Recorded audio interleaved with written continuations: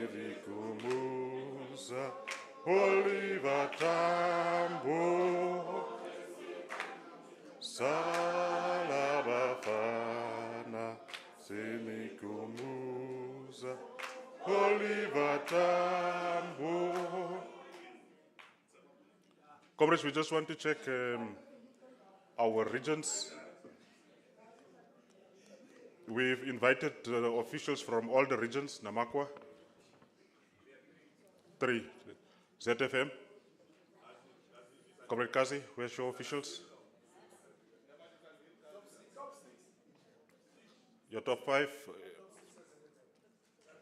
top 6. It means there's a problem. JTG. All right, comrades of JTG. Francis Bart.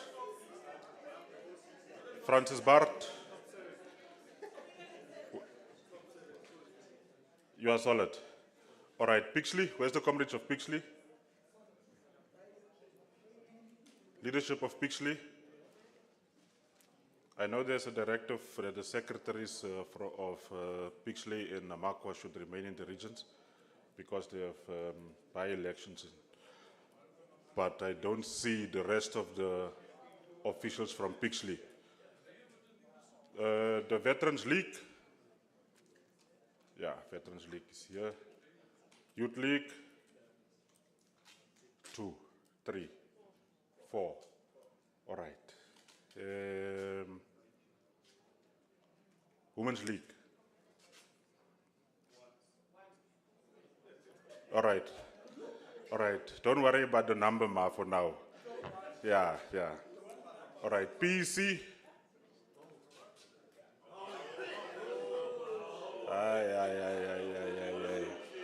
Aye.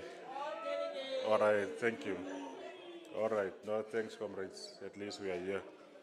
Yeah, so this is the comrades that we've invited, and other comrades, all comrades, at least are welcome to this political school. Comrades, we are about to start in the next 3 to 4 minutes. We was just trying to fill all the seats so that when the former deputy president enters, all the seats are filled, but I think other comrades will join us halfway. And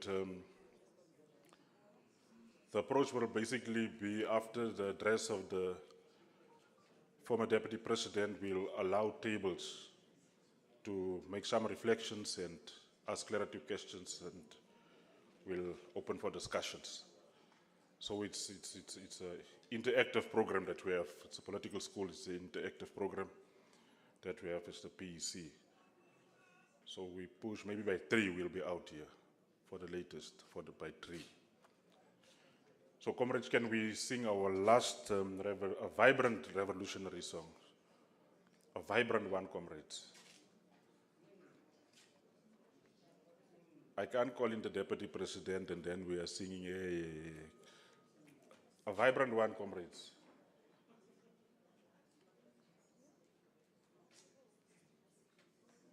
Topsy.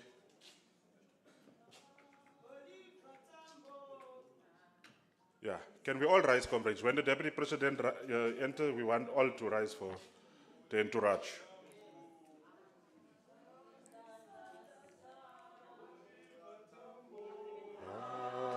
Bizandaza, Oliver Tambuba. Bizandaza, Oliver Tambuba. Bizandaza. Bizanda. Yunus, top, the mic, top, the mic, top. Oliver Tambuba, Bizandaza, Oliver Tambuba, Bizandaza.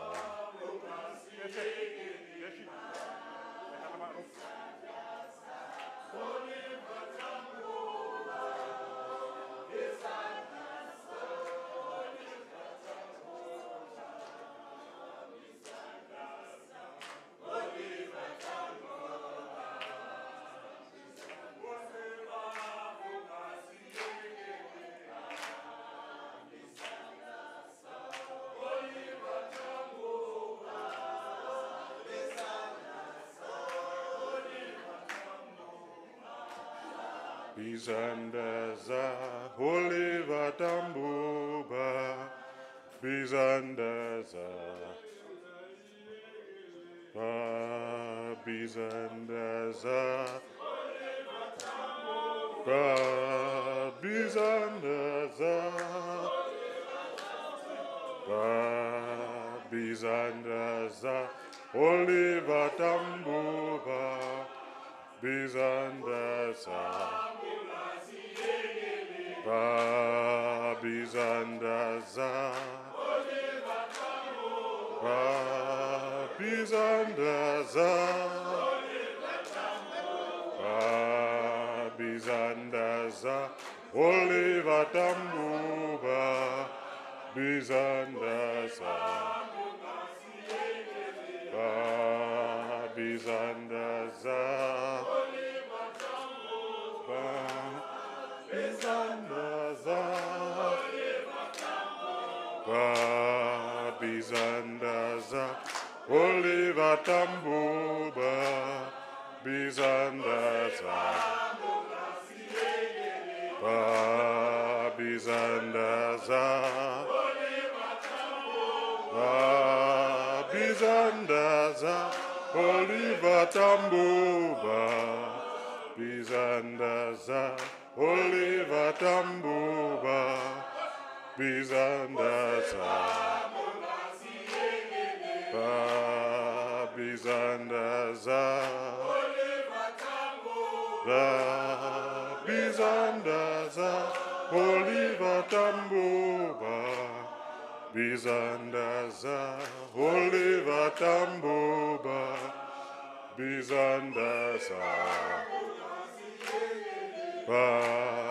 Bizandaza, Bizandaza,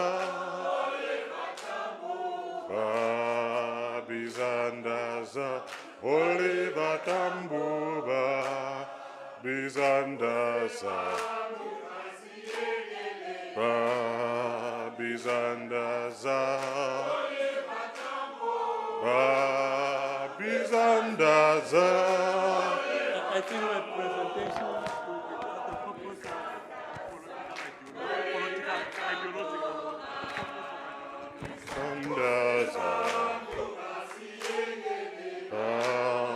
Bizandaza,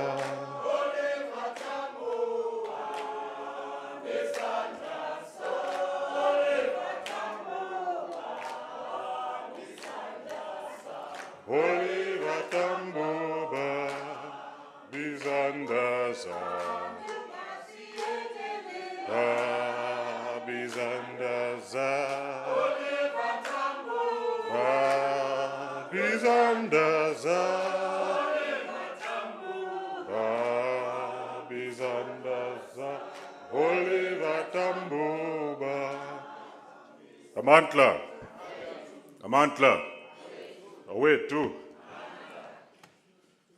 Thank you very much, comrades. I think we can start with our political school.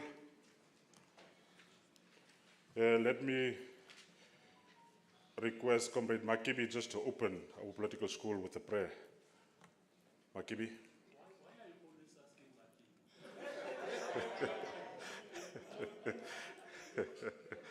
No, she requested me, Chair, to pray. Yeah.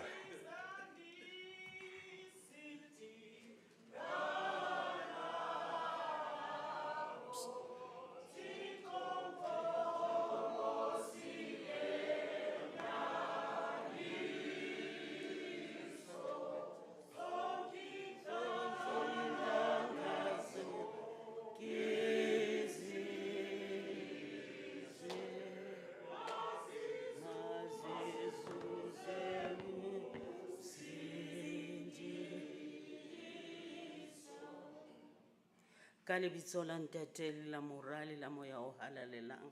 Amen. Morena le Modimo wa rona, Ntate wa Morena wa rona Jesu Kriste, o Ntate wa rona mme rona re bana ba hao, re atamela bonamelong ba maoto a hao, re o leboha Ntate Jehova Kriste ka mpho ya letsatsi la kajeno Ntate Senatla sa Modimo.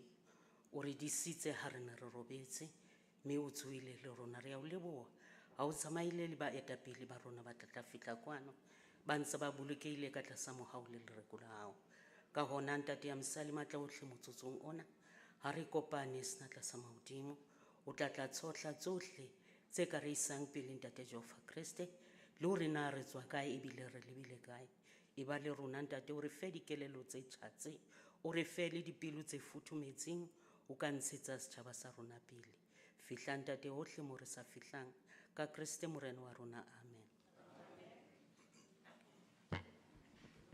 Thank you very much, Comrade Makibi. Comrades, let me take this opportunity to welcome our former Deputy President, Comrade Kgalema Motlanthe, and let me also welcome our NEC deployees and the convener of the NEC, the Provincial Chair and the entire PEC collective.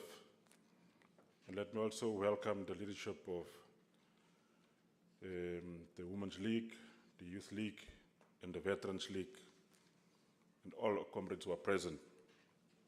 Welcome to our Jack Simons Political School. I think as a PEC, we've agreed that we should convene this political school, and the best person to invite to this political school is Comrade Kgalema, because as this organization, we are facing some challenges, and we need to reflect also to build a stronger organization. But as we renew our organization in preparation for our local government elections that will take place next year.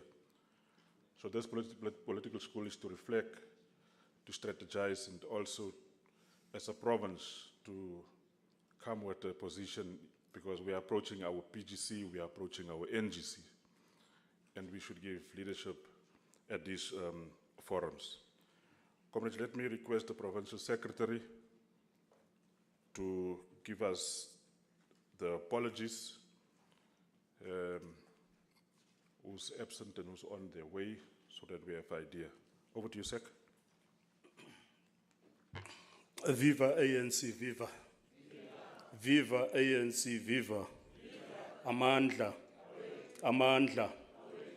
Thank you very much, Program Director, Comrade Provincial Deputy Chair, Comrade Bentley Fass. Greetings to Comrade the Deputy President of the ANC, or should I say former Deputy President. This nowadays say if you... He looks like former... it's former president, Deputy President, and former President of our country, Comrade Kgalema Motlanthe, and our NEC deployee and convener, Comrade Lyndon Chalinchali. Greetings to the Provincial Chair, entire officials present, PEC of the ANC, the leagues, and all structures who are invited. No, MK is also here. You are recognized. So then, this is the special PEC, I think I must emphasize. It's a special PEC, comrades, called for a particular purpose. And the purpose is the lecture. And so we got apologies, not a lot of apologies. Comrades came out in their numbers today because they were intrigued when they heard that former Deputy President will address us. So we got 4 apologies. Comrade Vuyani Mhlauli will join us a bit late. And then Comrade Alfred Titis is writing exams, so he's unable to attend. Comrade Rachel Adams, due to work commitments, she's unable to attend. And then Comrade Lebogang Motlaping is unable to attend due to ill health. Thank you very much, Comrade Deputy. Thanks, Comrade Sec. Comrades, that's the apologies. Can we note the apologies? It's written apologies. We are in agreement. Thank you very much. Comrades, we have a program in terms of our political school. We dealt with the welcoming and attendance. Then it will be the purpose of ideological work by the provincial chairperson, Comrade Zamani Sol. And then we'll have the presentation the Lions at Crossroads, and where we come from. And our former Deputy President will do the presentation and lead us in the discussions. And then we'll break for lunch after that, and after lunch we'll come back, have handing over of gifts, and there will be a photo shoot as well as departure. So that's our program for today. So can I call the Provincial Chair to come and take us through in terms of the purpose of it?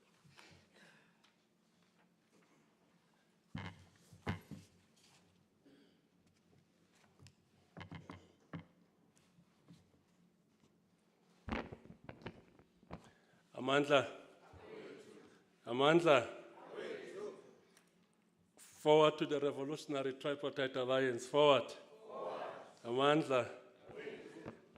Thank you very much, Comrade Pentas, for according me this opportunity. Let me also greet all the PEC members. And in that greeting, including the PEC officials, Comrade Bentley,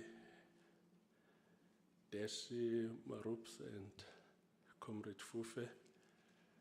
And fortunately, we've got an NEC member today, Comrade Lindiwe Chalinchali. We know is one of the NEC members who always ensures that she attends our event.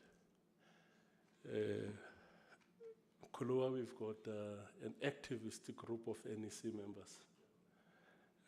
When we've got by-elections, they are in the dusty streets of the Northern Cape, putting up battles and fights with us to rescue the African National Congress. And Kulua, thank you very much for making time to come and share your ideas on a very interesting topic, which have been beautifully arranged by the Office of the Secretariat, the Alliance at the Crossroads. Just the manner in which they've crafted it, the Alliance at the Crossroads, where we come from and where we are headed, So to come and share your perspectives and views about what you think. And I think I need to mention that this is an informal engagement. It's not really a formal engagement. Nobody is going to get a certificate out of this. We are just here to informally share views and perspectives to enable us to get a better understanding of the contemporary challenges which are confronted by the broader alliance movement. So we decided in the officials meeting, which was endorsed by the PwC and the PEC, that we must invite you. Because in each and every PEC meeting, the issue of the challenges which the alliance is confronted with is raised. There's not even a single PEC meeting, single PwC meeting, where this matter was not raised. And sometimes it gets raised in a very combative and emotional way. But I can still remember in one NEC meeting, one NEC member said, these SACP members who are here, who are ANC members, who are cabinet ministers, they must bring back our cars. They must bring back our cars. So the provincial secretary had to stand up in the NEC and correct that. He said, no, that's not a way of engagement. And how the issue of the dual membership works is also diffusional. You don't know who's pure ANC and who's pure SACP.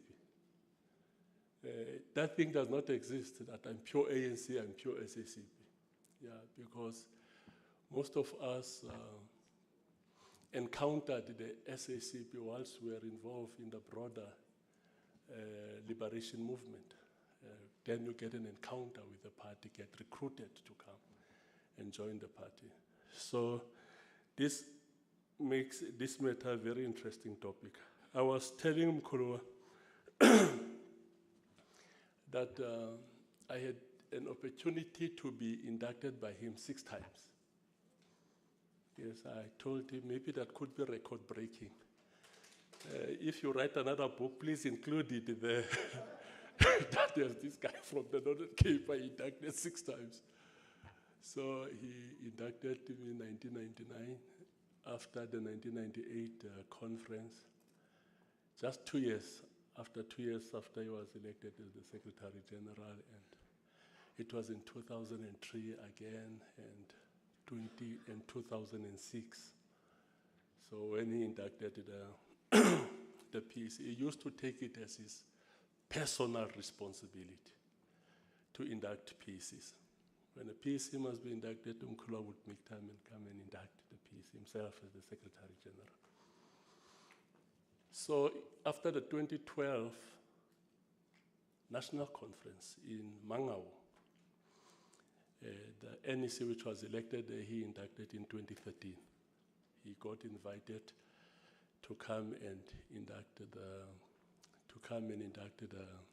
the NEC. 2013 he inducted the NEC, and after the 2017 National Conference, 2018 he inducted it.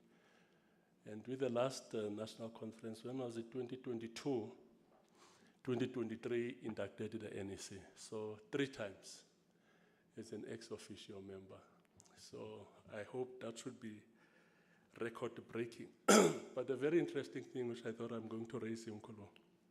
When we went to the 2012 National Conference in Mangaung, so myself and John took the trouble to go and talk to him. I hope you can remember that. I don't think you can, because we are from a small province. People normally forget our our initiative. Northern Cape, who are those guys? It's fine. And then we asked him to stand as not to contest as the president, to contest as the deputy president. He said, no, branches have nominated me, and I'm going to contest. Everybody said, I don't do that, you know. And then he left us with quite an intriguing response. He said, maybe years to come, you would know why I decided to contest. I hope you can remember that, Umkhulwa. He said, years to come, you guys, you would know why I decided to contest. And I don't know whether we know now. I don't know.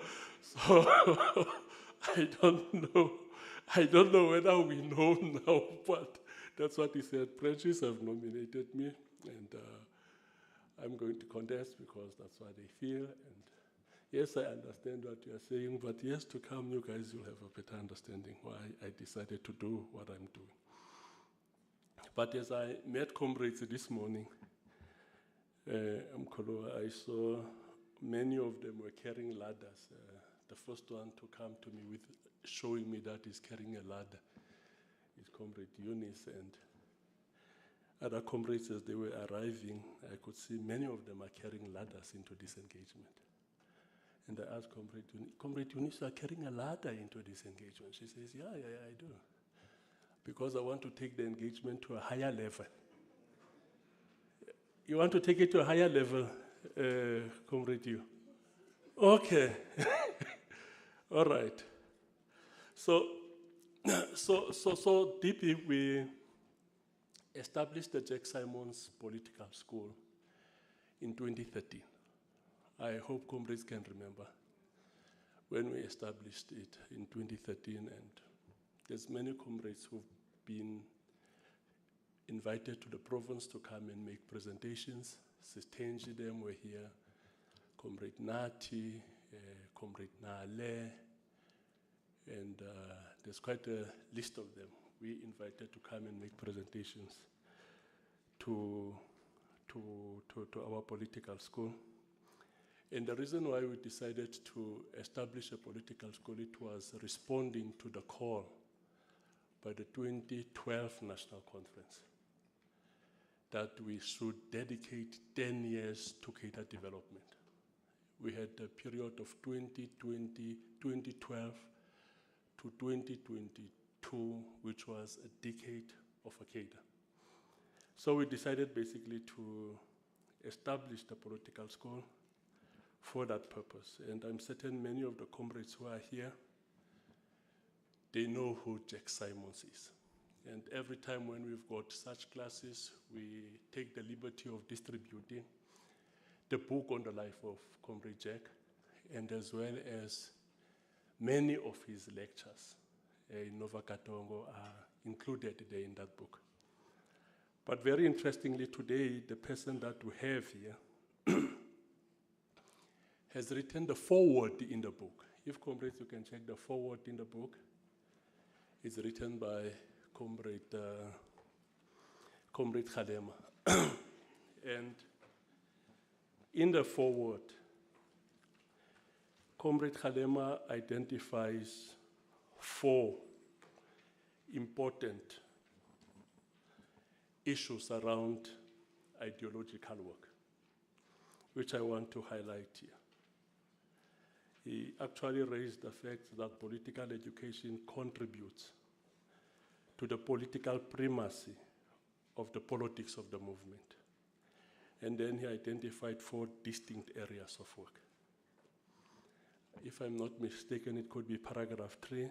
He says, ideological work helps to develop the capacity to manage ideological struggle within the ranks of the movement.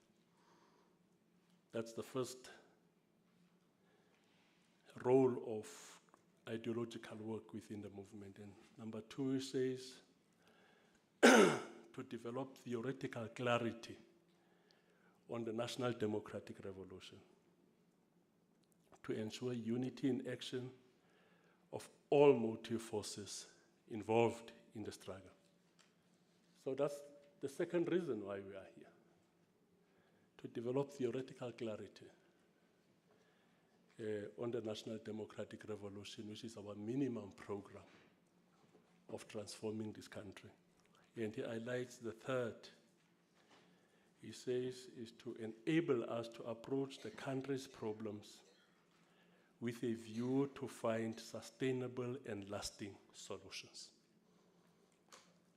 So in order for us to be able to be effective in our response,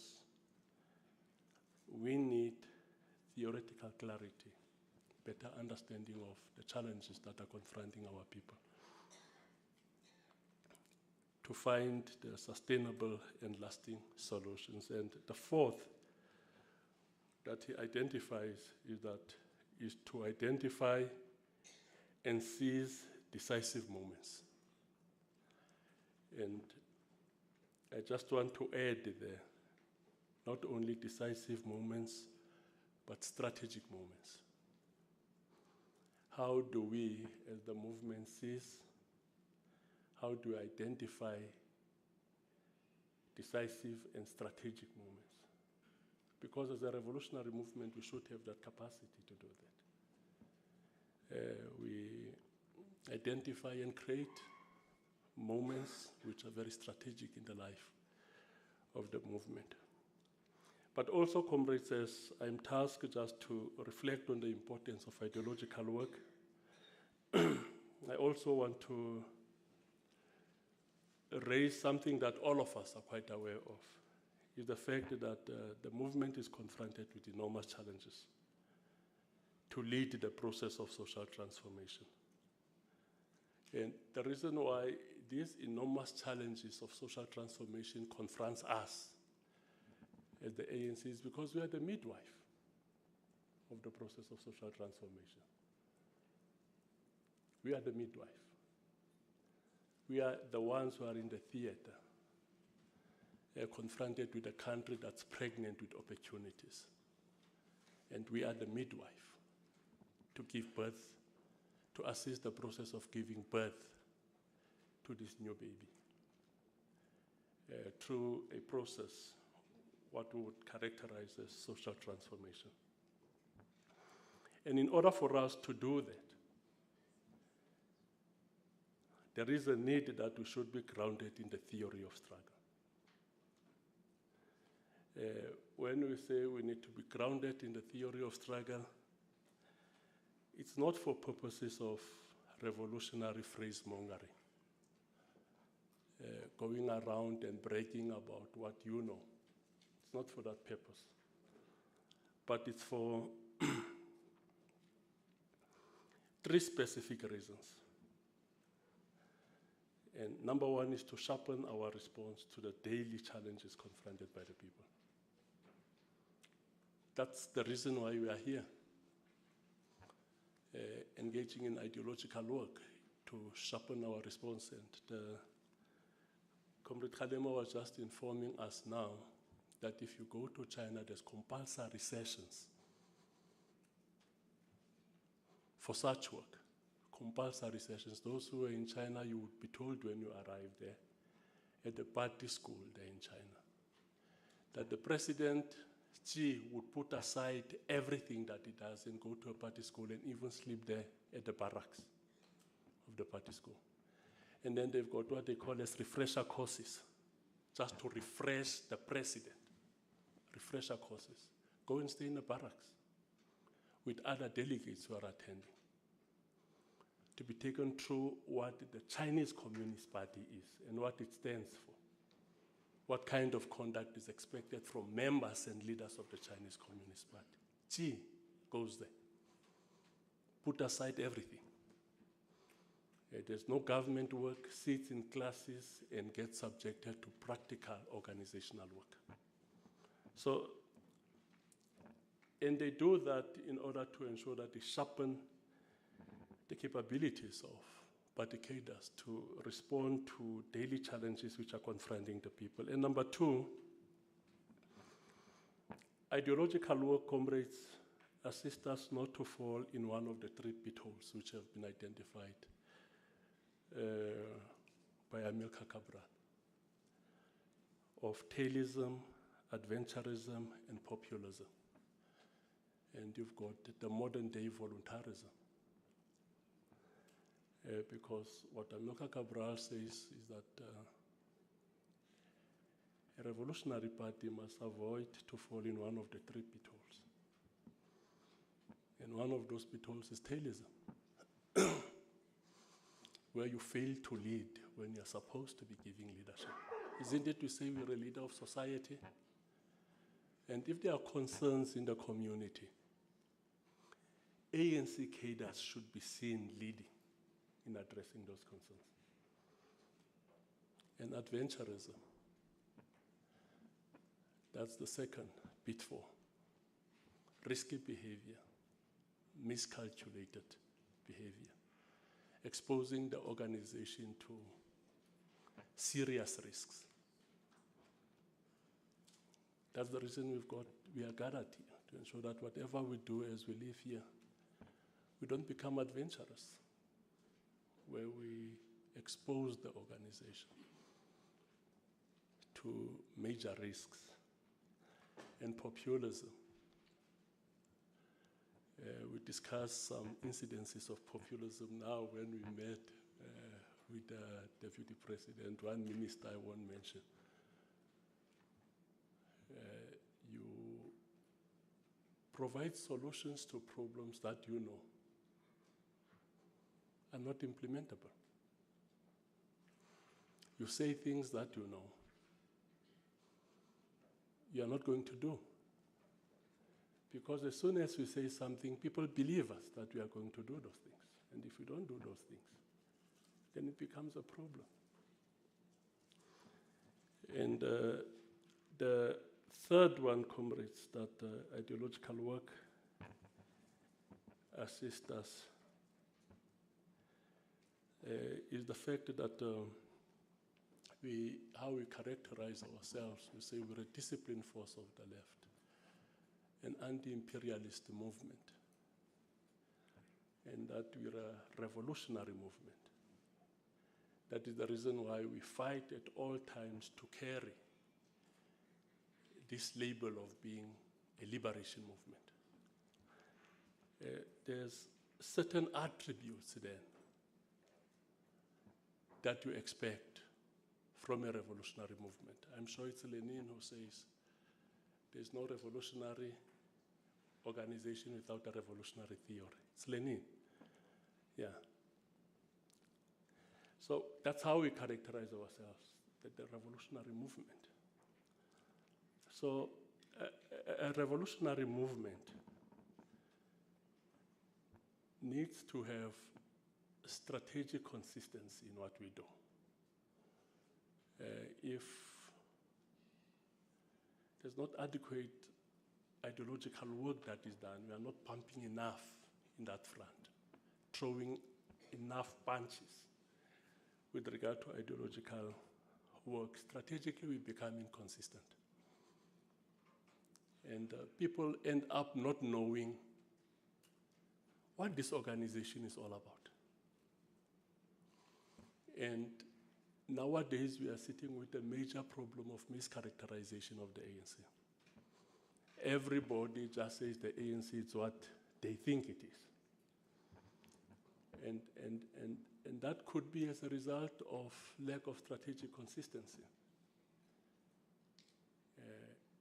in how we conduct ourselves and how we articulate ourselves. So strategic consistency refers to the alignment and coherence of an organization's actions, decisions, and policies with its overall mission, vision, and goals. It's ensuring that everything that the organization does supports its long-term objectives, what we call as our historical mission, and reinforces its identity. And that basically, that's what discriminates us from other parties, that makes us different because of strategic consistency. This is what we stand for. We've got strategic objectives of building a non-racial, democratic, non-sexist, prosperous South Africa. But what does that mean? What do those strategic goals mean in terms of our overall objective and our historical mission? So political education helps us then to consolidate strategic consistency in how we do our work, but also it assists us with analytical alertness, what we call as revolutionary vigilance. As leaders of the movement, we should be vigilant. We should be able to detect challenges and risks that the organization and society confronts. So this is about the capacity to do a concrete analysis of the concrete situation. We make a concrete analysis of the concrete situation that we are confronted with. And it assists us to be more proactive in how we do our work. We are not crisis-orientated. There's a crisis here, there's a crisis there, there's a crisis. We've got capacity to detect these things in advance, that if there is such a conduct, it will lead to this. And we come up with ways of mitigating that, and that's analytical alertness. But what is important with how we embark on this process, our process in the movement and how we've been brought up is an inductive process. It's not deductive. We don't start from the principle. Our starting point is not theory. That's not our starting point. Our starting point is reality, the real conditions and circumstances which our people are confronted with. That's our starting point. And then the next question is, how do we infuse our theory onto these challenges? And the next question is, what should be done? That defines the practice. So the process is inductive. Our analytical alertness, the process is inductive. It gets informed by the concrete realities on the ground. The next question is, how do we infuse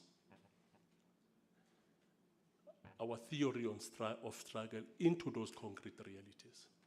And the next question then becomes the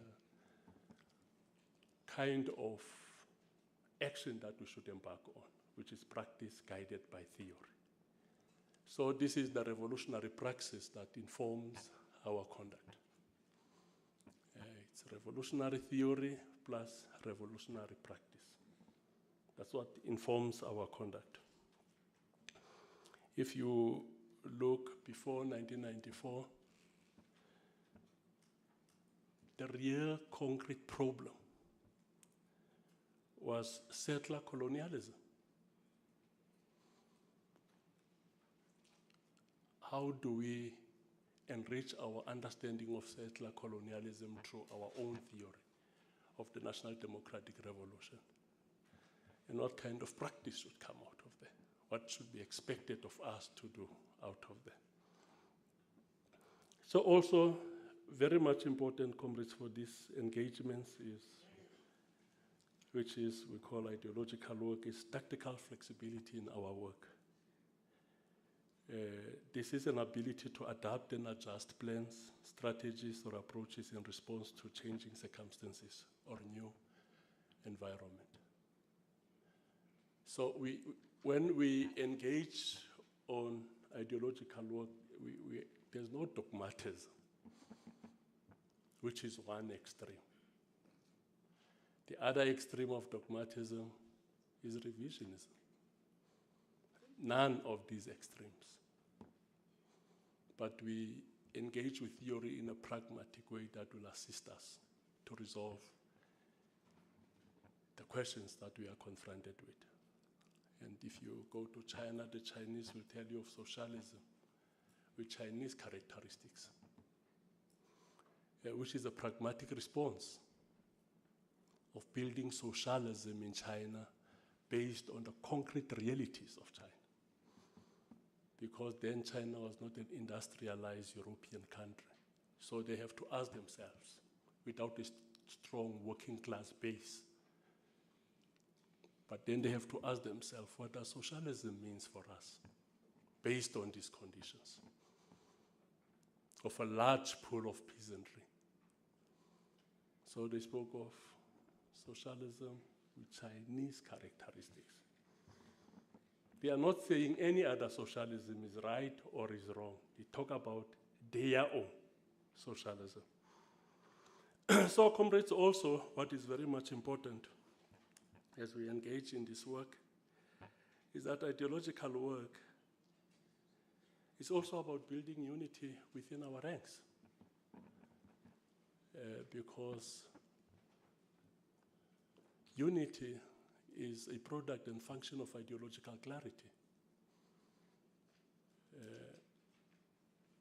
Our understanding of unity in the movement is dialectic. When we speak of unity, we don't say there's no differences amongst ourselves.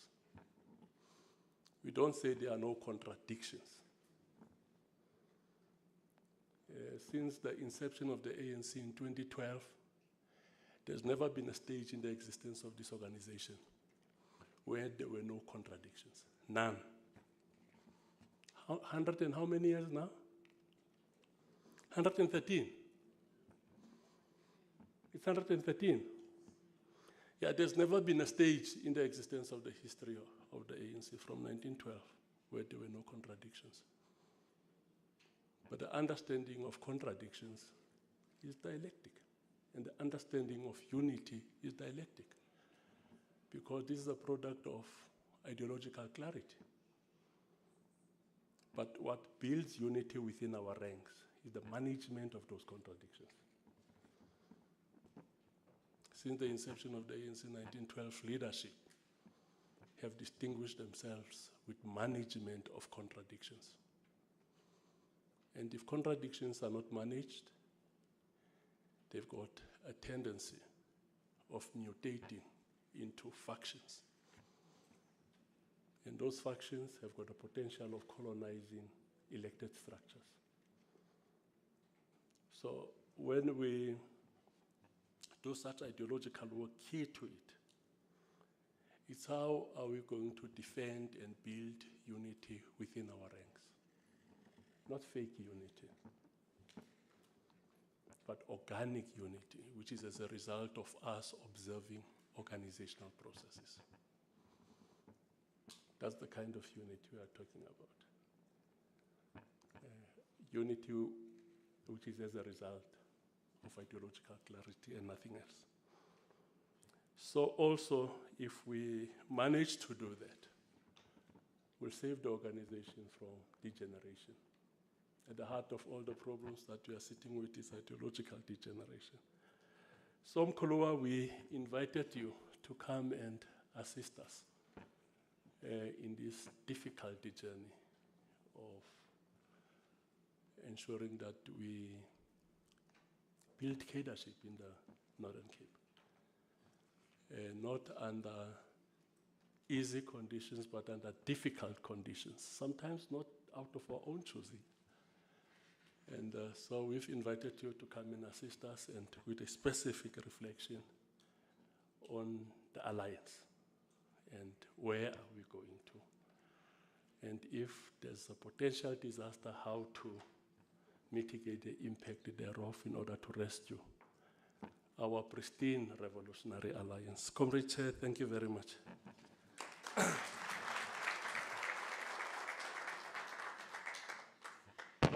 Thank you very much, Comrade Provincial Chair.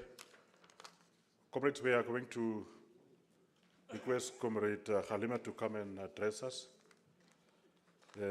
So let me give over to Comrade Halima. Can we all rise and give Comrade Halima a nice... We can even welcome Comrade Halima with the revolutionary song, comrades.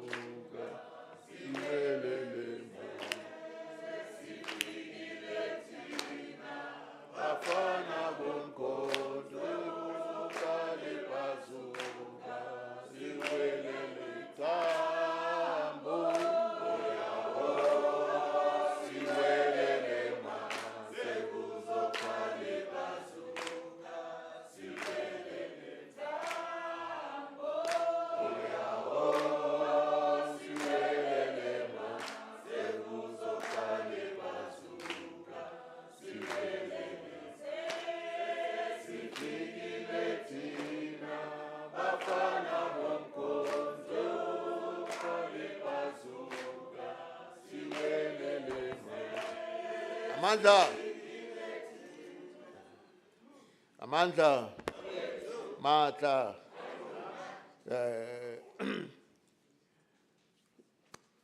Let me greet the leadership. I had breakfast with them, but Madume Rafeli. And morning, comrades. I've been asked to come and speak to you about the alliance at the crossroads, where we come from and where we are headed. Now,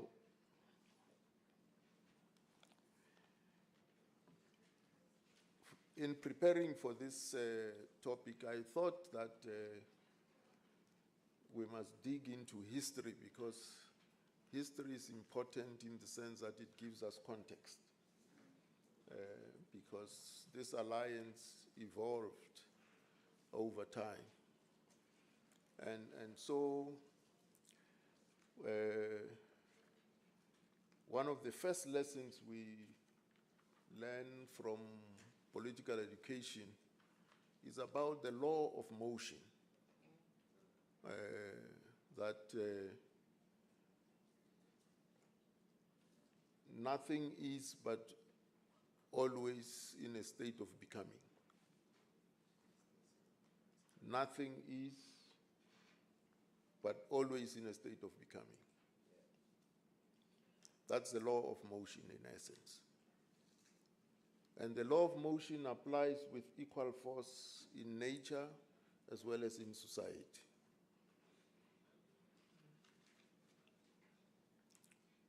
If we grasp that law of motion, many complex problems would become easy to comprehend. Because oftentimes, people believe that there is permanency. And the law of motion teaches us that the only thing that is permanent and constant is change itself. Nothing else is permanent. And if we take this law of motion to heart, we would then understand that if you are elected into a position of responsibility, that is not permanent. You will understand that there are people who served in that capacity before you, and there will be people who will serve in that capacity after you. So the law of motion helps us to be rational, to understand issues, because it's about process.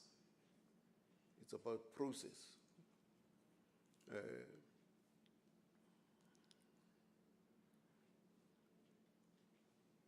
Just last month, there was an election in Cameroon. President Biya got into his 8th term. He's been president for 8 terms. He's 92 years old. He spends 6 months in France, 6 months in Cameroon, in each year. So literally, he visits Cameroon for 6 months and then goes back to France. Yeah. But he's a president and felt the urge to avail himself to serve for the 8th time. His own daughter, in the week leading up to the elections, his own daughter said, please, Cameroonians, elect somebody else. My father has caused many problems. His own daughter said so. Yeah. So I'm saying this because whereas on the one side, President Biya celebrates a birthday each year, and so that's motion. But he believes that the seat of presidency is permanent for him, which reflects a misunderstanding of the law of motion. So I thought that I should indicate this because, as Comrade Zamani indicated, that the African National Congress is now 113 years old. And one of the reasons why it has lived so long is because from the word go, it understood that policy is adopted in the form of resolutions at conference. And so it does not take any catechism of any religious denomination and makes it ANC policy. It's not ANC policy. It can't be ANC policy. That's why the ANC has been able to become the political home to all and sundry, the broadest cross-section of South African population. At one time or the other in their lives, deemed it fit to belong to the African National Congress and felt at home, because your practices, your beliefs, and all of that cannot be ANC policy. The ANC does not adopt them as policy. Policy is debated and adopted in the form of conference resolutions.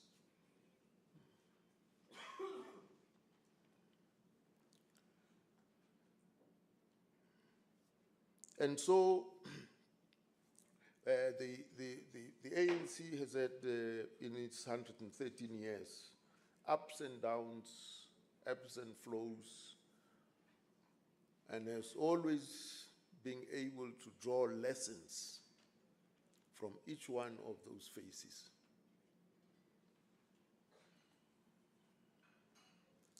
As you know that Pixley Kaisakaseme is credited for having made the call for the formation of the African National Congress. There were African National Congresses in the provinces. We had 4 provinces prior to 1912. And that is why in 1909, a national convention was convened. And so when we say the ANC was born on the 8th of January in 1912, we actually mean that the ANCs united on that date to form a national body. That's what we mean, because they existed. There was an ANC in the Cape, there was an ANC in the Free State, there was an ANC in the Transvaal, there was an ANC in Natal. But the law of motion, as things evolved and developed, the Union of South Africa came into being.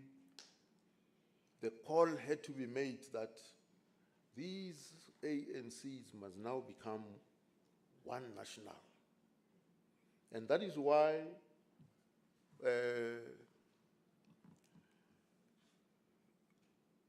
the president of the ANC nationally was referred to as President General. The secretary nationally was referred to as the Secretary General. The treasurer the same, to distinguish them from the provincial presidents, secretaries, and treasurers. That's why many organizations have general secretaries, but the ANC has a secretary general. Yeah. Of course, now we no longer refer to President General because there are no provincial presidents.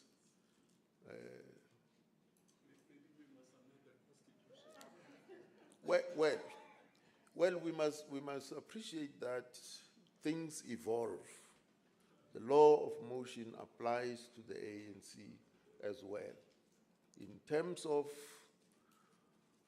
its thinking, in terms of policies, they are always informed by the concrete reality within which the ANC finds itself. And that is why there was a comrade in Natal, Comrade Kenny Ndlovu, who could give you the history of the ANC in song. That when the call was made in 1912, this is the song that was sung. And each era, there's a song that was composed which reflects that era. So he could give you the whole history of the ANC in song, a medley of songs. Yeah. So anyway, given our topic, comrades, the component organizations of interest here are the ANC itself, the Communist Party, the Trade Union Federation, and the civic organization. Those are the component organizations of interest. But in the 50s already, when following a campaign of defiance of unjust laws, So the ANC identified 6 laws that they were going to defy. Discriminatory laws. And they called for volunteers, so they mobilized and organized and trained 8,000 volunteers. The volunteers had to be trained to understand that the defiance of unjust laws campaign is a political campaign. And in defying, so there were entrances for white people, entrances for black people. Sometimes not entrances, sometimes a window at the back. Yeah. So if it's a shop or a coffee shop, you couldn't walk in and buy coffee inside. You buy your coffee from the window at the back. So this act of defiance, the volunteers had to be trained to understand that they are embarking on a political campaign.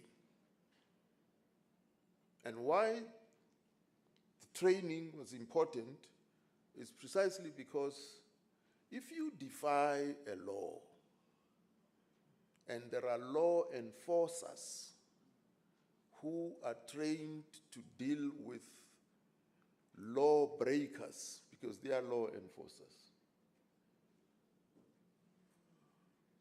when they deal with you as someone who crosses the line, they are not friendly. Never mind what they say in court now when they present you.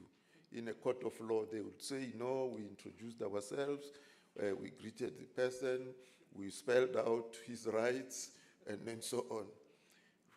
In real life, it doesn't happen that way. You see, so it was important for the volunteers to understand that as they break the law enforcers will deal with them forcefully. And that if they resist forcefully as well, they respond forcefully, they will be arrested for something else, not for breaking the law. You understand, right? Yeah. So it was important for them to understand that they don't resist, they accept to be arrested, so that the charge says they defied a law, because it's a political campaign. And then, of course, it was these volunteers who, once they were arrested and charged, in the history of the ANC, you would know that it included the then President General of the ANC at the time. So he's arrested. And then, of course, when he accepted this position of leadership, he did not factor in the fact that somewhere he may be arrested.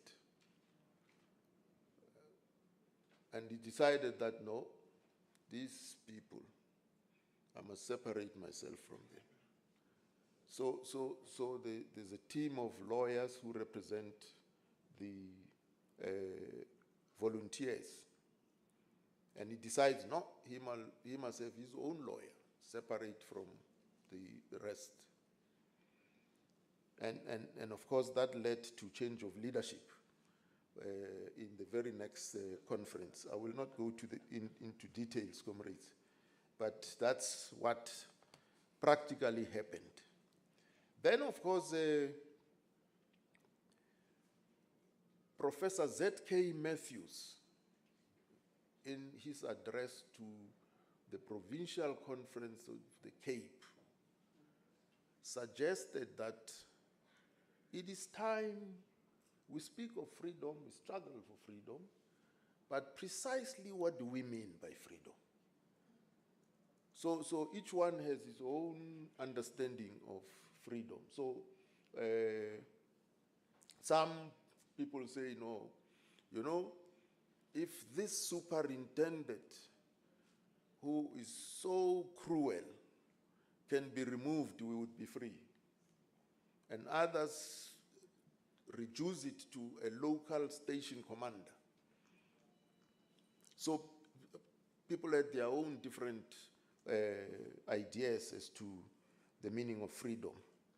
And so the same volunteers who were trained for the Defiance of Unjust Laws campaign were then roped in to fan across the length and breadth of the country and ask South Africans, what is your aspiration of freedom? What do you expect in a free South Africa? And people gave answers, and these volunteers recorded them in thousands of pieces of paper, and they were then presented.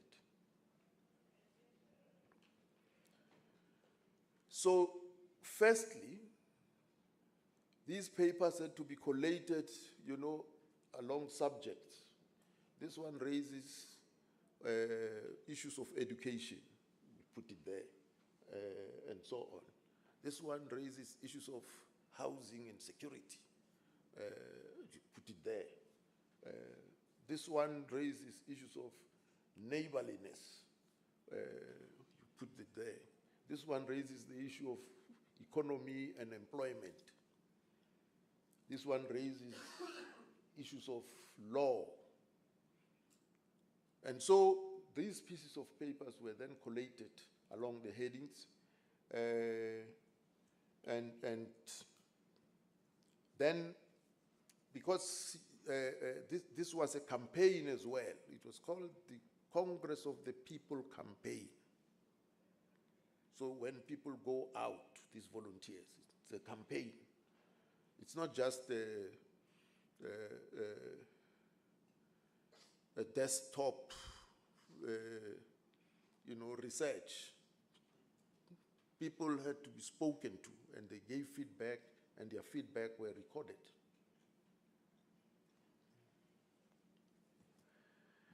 So the sponsoring organizations were four at the time: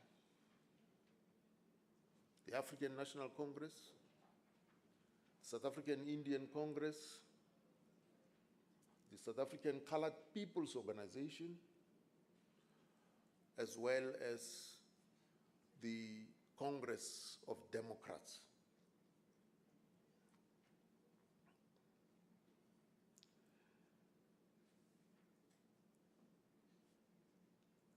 And so the conference in Tongaat established a committee, a coordinating committee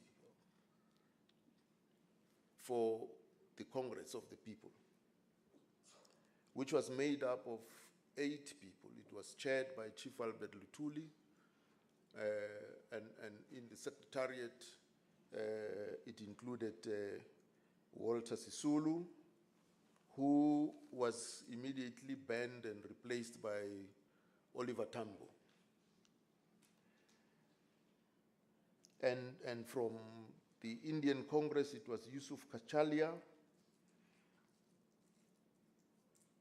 And from the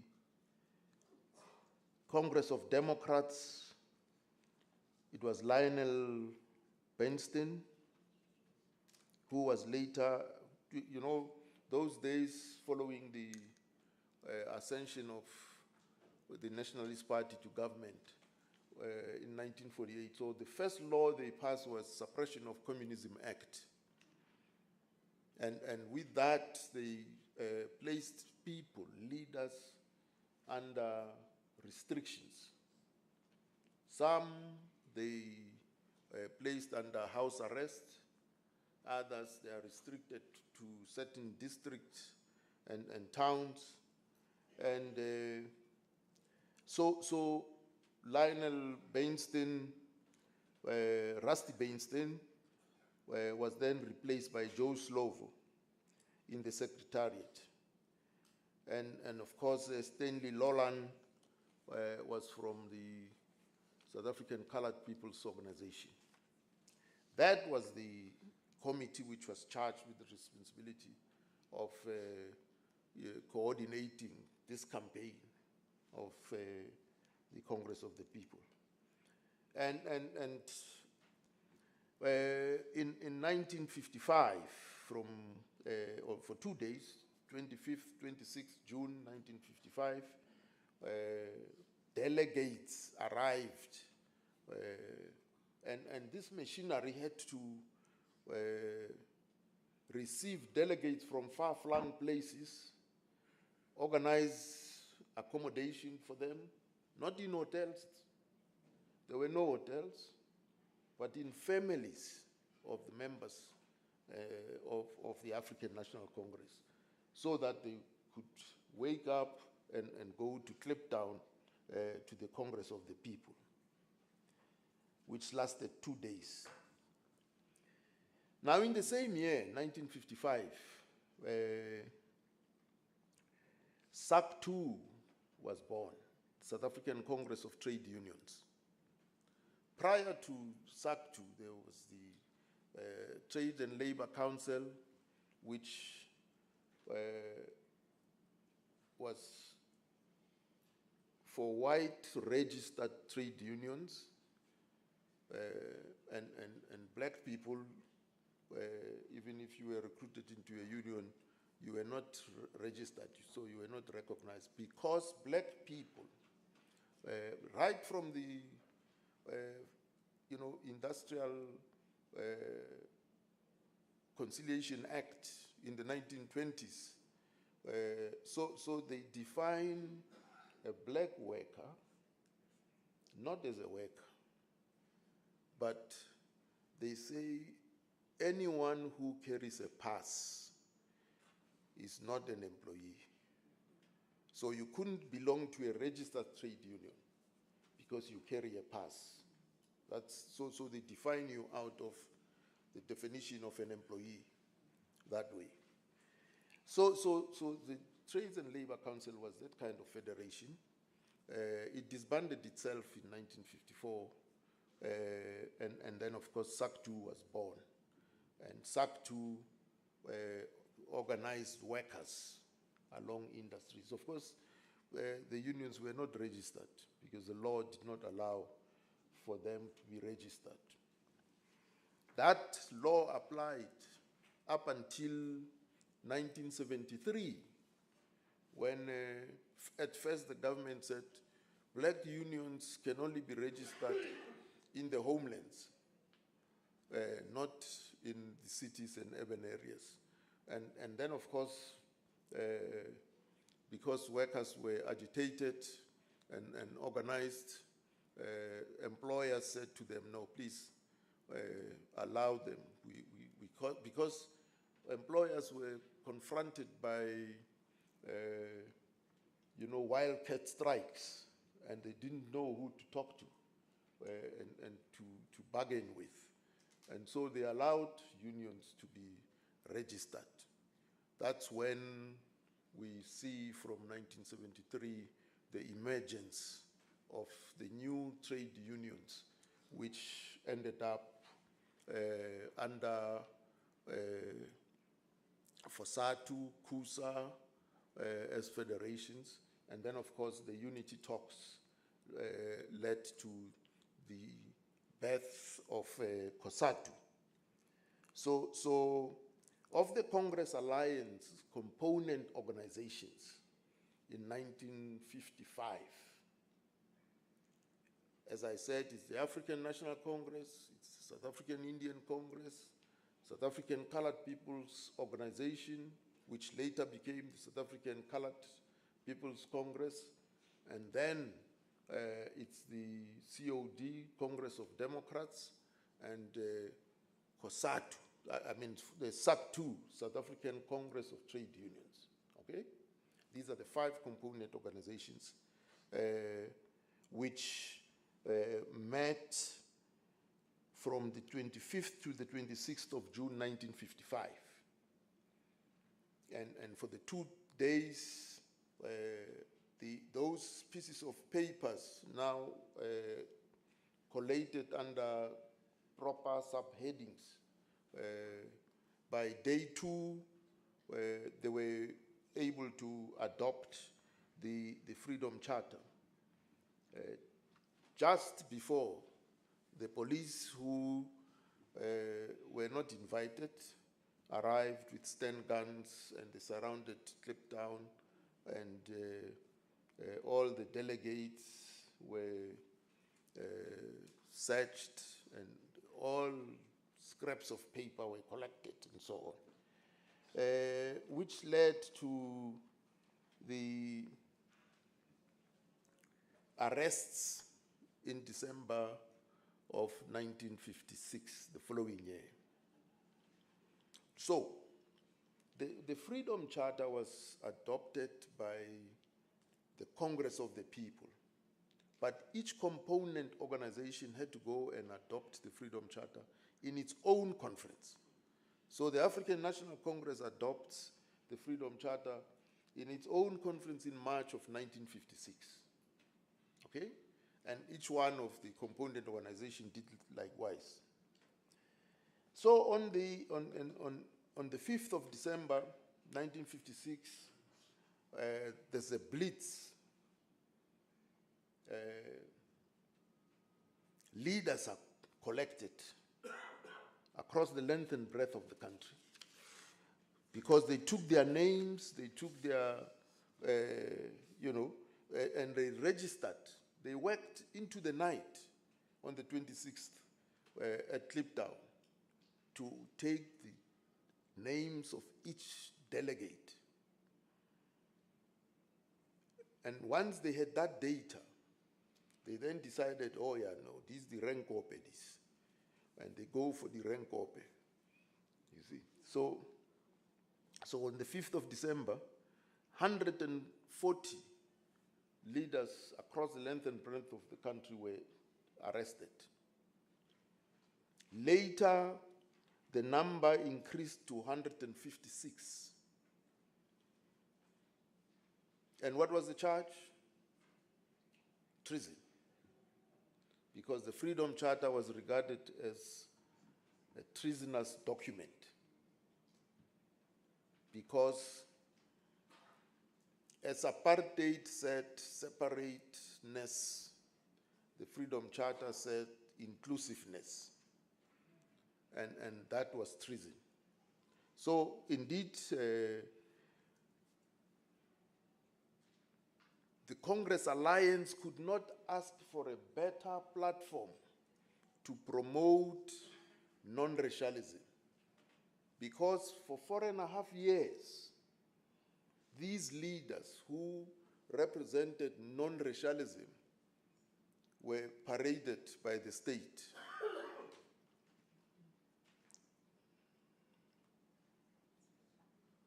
Firstly, they appeared in Johannesburg, and then the case was transferred to Pretoria, the old synagogue. And they had to commute by bus each day. So they had ample time in the trip from Johannesburg to Pretoria, and from Pretoria back to Johannesburg, to discuss, debate, and get to know each other better. Yeah.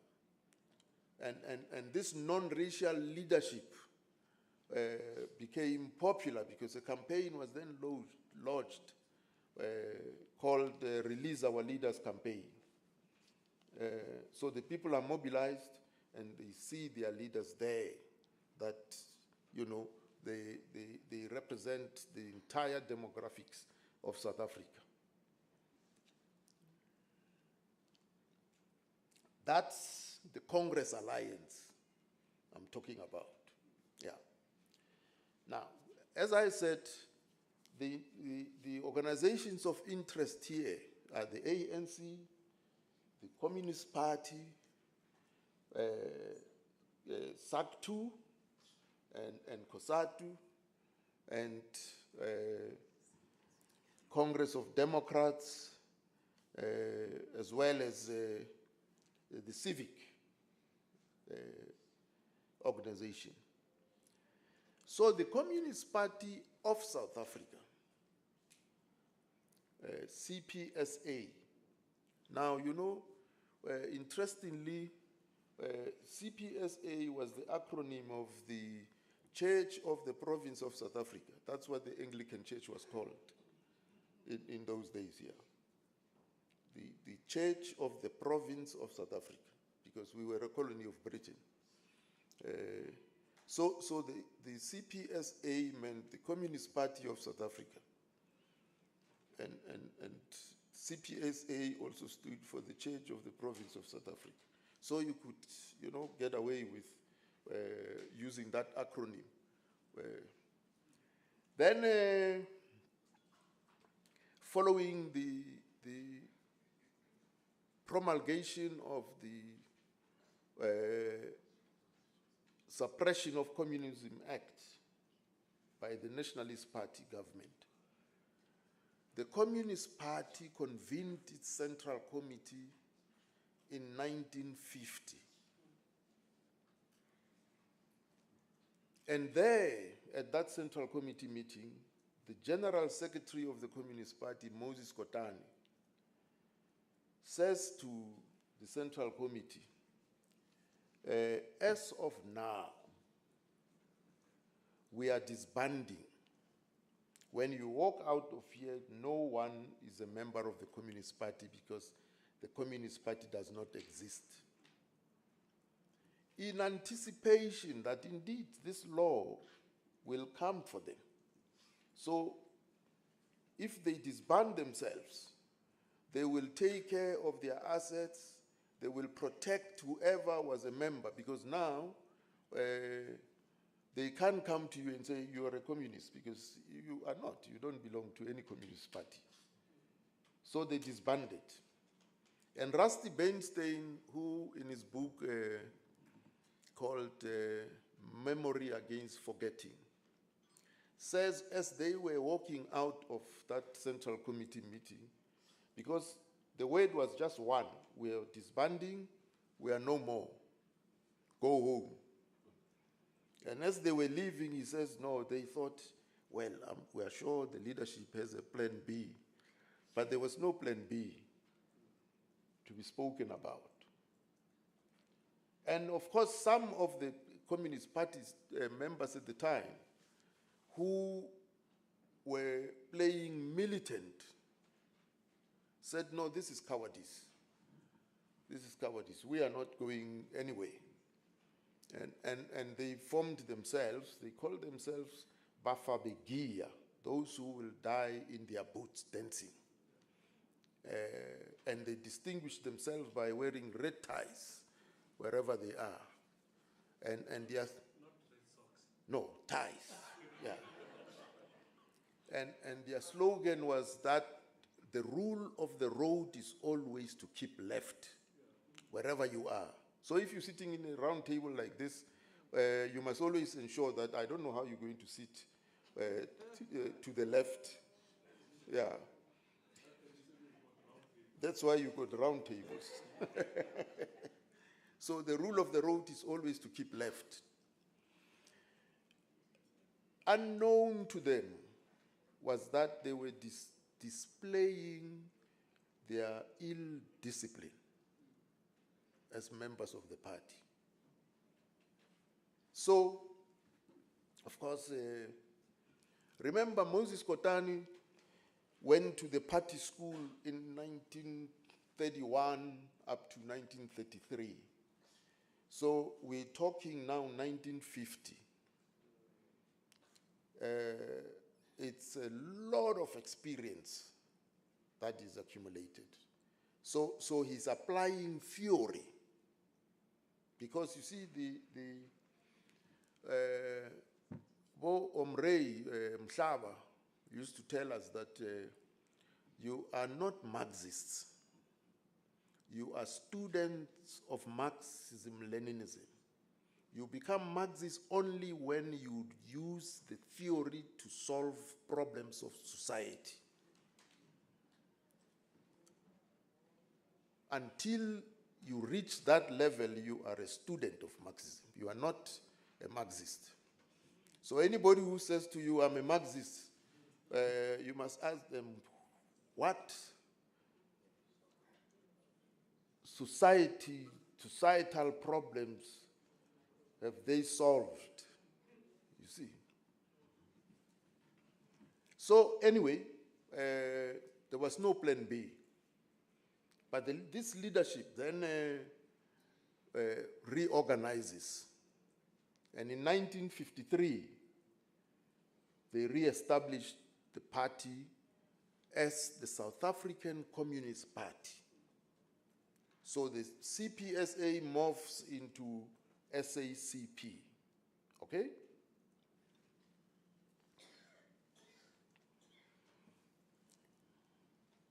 And so by the time the ANC and the COD are banned in 1960, because of the component organizations of the Congress Alliance, only the ANC and the COD were banned. The others were not banned, they remained legal. What the government did was to target their leaders, prominent leaders, that's all. But they remained as legal formations. And so, when the ANC gets banned, and Mandela says, there comes a time in the life of every nation when the choice is either to surrender or to fight. And he says, we are fighting. So once that choice is made that we are going to fight, then of course they go underground as well, because now the regime is after them. And underground they find the South African Communist Party, which has now accumulated 7 years of experience of operating underground. And that's where in Afrikaans it's called toenadering. Toenadering. Yes. Yes. That's when that happens. The toenadering happens there. Underground. Yes. Yeah. So anyway, they begin to work together.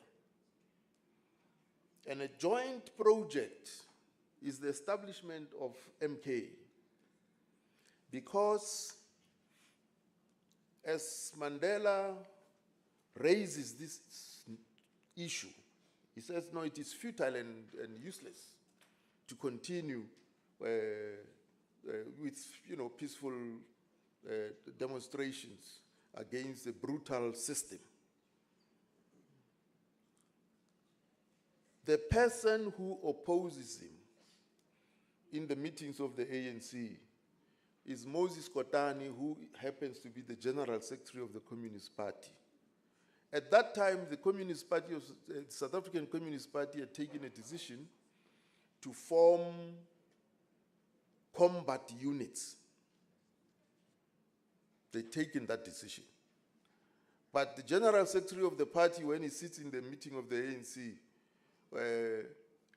using his experience and understanding, that if the ANC deviates from its policy of non-violence, all these ANC members would be exposed.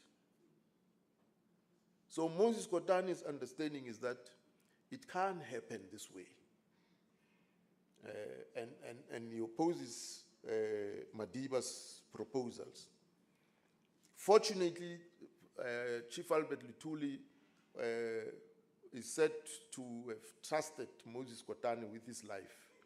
He would not take any major decisions without first hearing what Moses Kotane's views are. You see. So Madiba, is frustrated. And then in the next meeting, Moses Kotane suggests that it's okay, this can be an ANC project. It can be. But if you set up an independent organization there, which would be,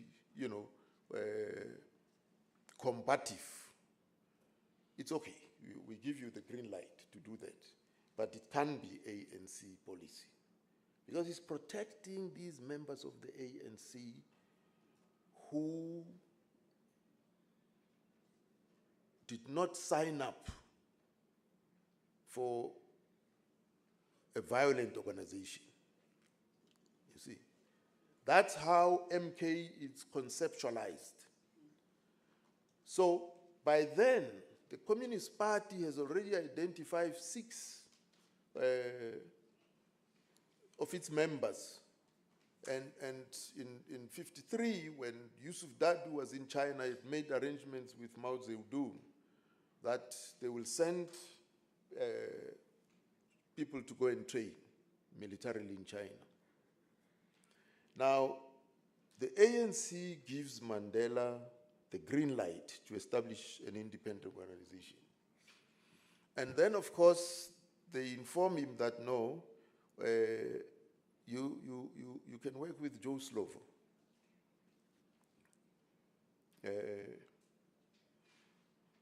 So the first person that Mandela recruits is Andrew Mlangeni for this unit. Now, Andrew Mlangeni is already being identified as part of the 6. Yeah. So that's how MK is formed as an organization that's going to embark on armed struggle. And unlike now, MK doesn't have the Congress Alliance components. It is MK, it's an independent organization. It's formed outside of the ANC and other organizations. But it can recruit from all of them. You understand, comrades, that transition? So, the 6 comrades who were sent to China to train, it's Andrew Mlangeni, it's Joe Gabi, it's Raymond Mhlaba, it's Wilton Mkwai, it's Stephen Naidu, it's Patrick Mtembu. So they go and train in China. They are divided into 2 groups. Some go to the south, others go to the north. And they receive this training.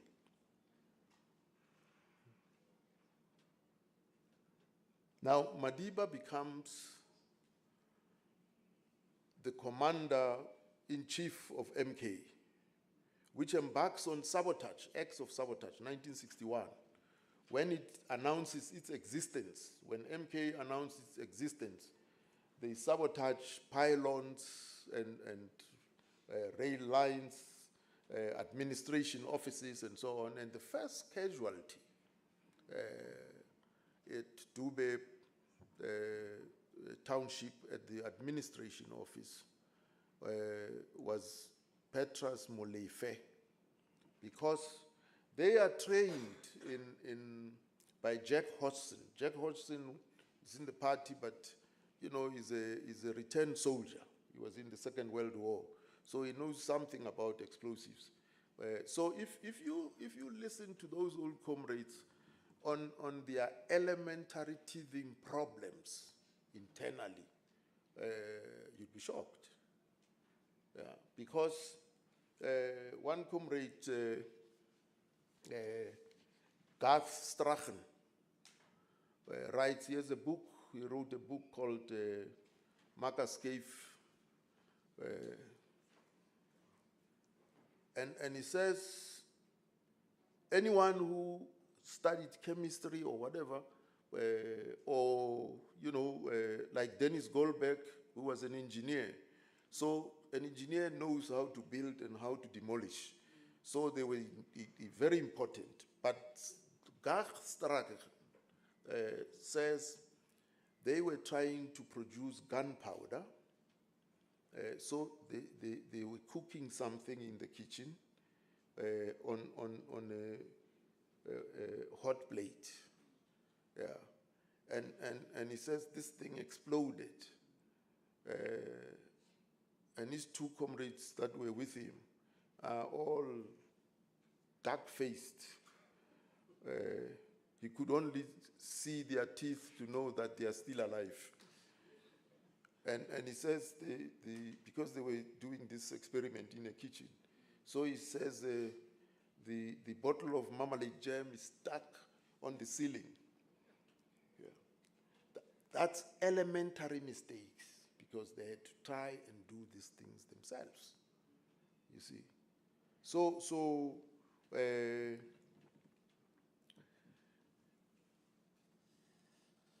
for sabotage purposes, so that to train people, these MK combatants, in how to handle explosives. And so mistakes happened in certain instances. But all in all, the announcement through sabotage was very successful. And they issued a manifesto. They issued a manifesto as well of MK, is an independent organization.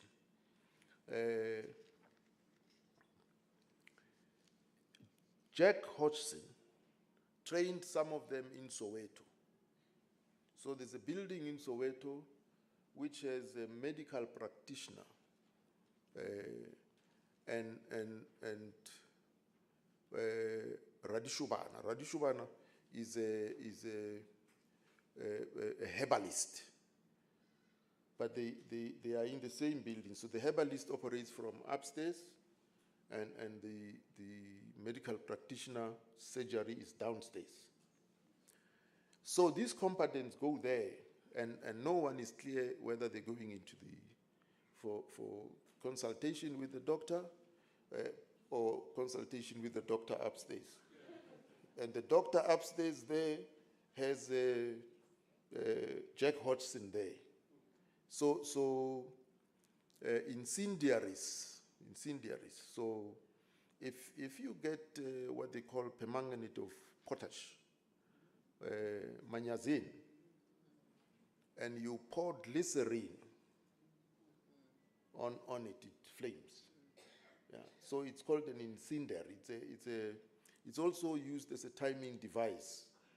Yes, in the sense that if you got it at the bottom of a bottle, and you pour sand, and you drop through a pipette glycerine, and you time how long it takes for the glycerine to filter down the sand. And when it gets there, it ignites, so you have a Molotov. So these are primitive weapons that they could use. And they go there, so Jack Hodgson trains them.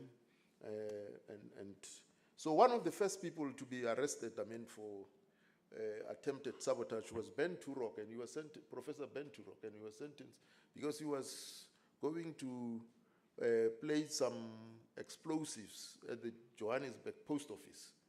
And he was arrested, and he was sentenced to 3 years imprisonment before going to exile. I'm just saying that, so MK becomes this independent project of competence, and it recruits, and of course, some recruits must go and train abroad. And the chief reps of the ANC in Tanzania, in Dar es Salaam, knows that there is Indian Congress, Colored People's Congress, ANC, SACTU. And now these ones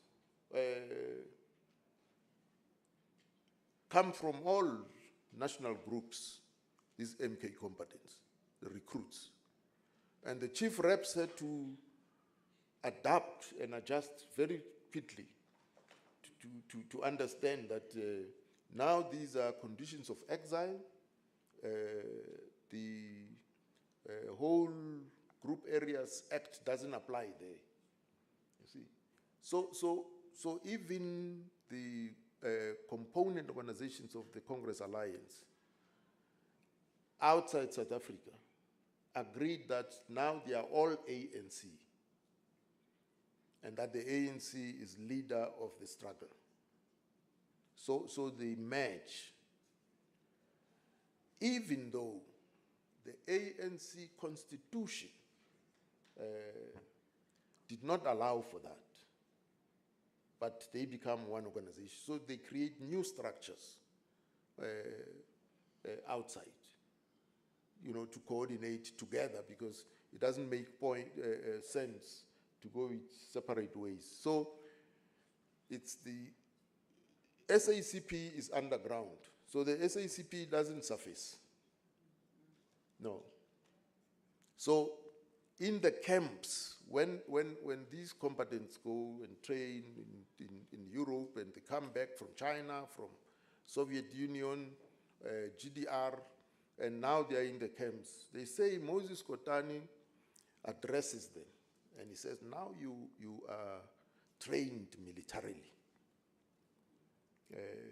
Now we must send you back for political education, because you are revolutionaries with arms, waging a political struggle. So the military is subordinated to the political authority. So the political is preeminent over the military. Okay? And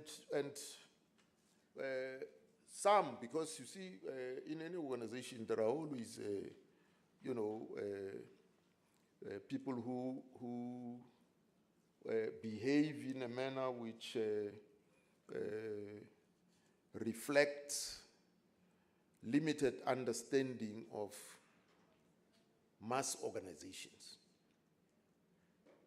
I remember when I was still SG, so I go to the Northwest Province, and some comrades of the ANC. I'm going to an ANC meeting in the Northwest.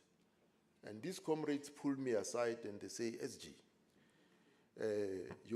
whenever we are in meetings and we're debating something, these comrades say, Tina Singamabomvana, we've decided to do it this way. So, Rona, when are we going to have our own caucus as ANC pure? Yeah. So I asked them, I say, no. So you want to caucus for an ANC meeting? You are meeting. And they say, yeah, no, because you see, these comrades from the party always tell us what they've already decided. I say, in an ANC meeting, and they say, yes. I say, no. You see, you can't caucus for an ANC meeting. You are meeting, and you want to go to your meeting as ANC pure. I say, no, it can't happen. It can't happen. So they say, what should we do? I say, no. These comrades, none of them has been sent by the Communist Party to your meeting. They are there as ANC members. So once they do that, you must, plead with them that no, if we want the view of the Communist Party, we are going to write to the Communist Party. We will have a bilateral meeting with the Communist Party. Here we are ANC. You don't need ANC pure. But that happens in an organization.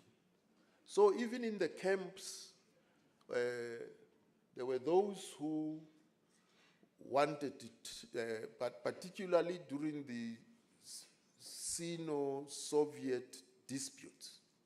Those are disputes between communist parties. Now these are combatants of MK.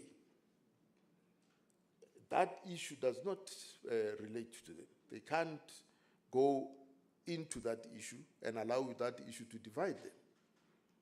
But those kinds of tensions were arising, and so a pamphlet had to be crafted and circulated, which pamphlet addressed the the role of party members in mass organizations. Yeah. To clarify that.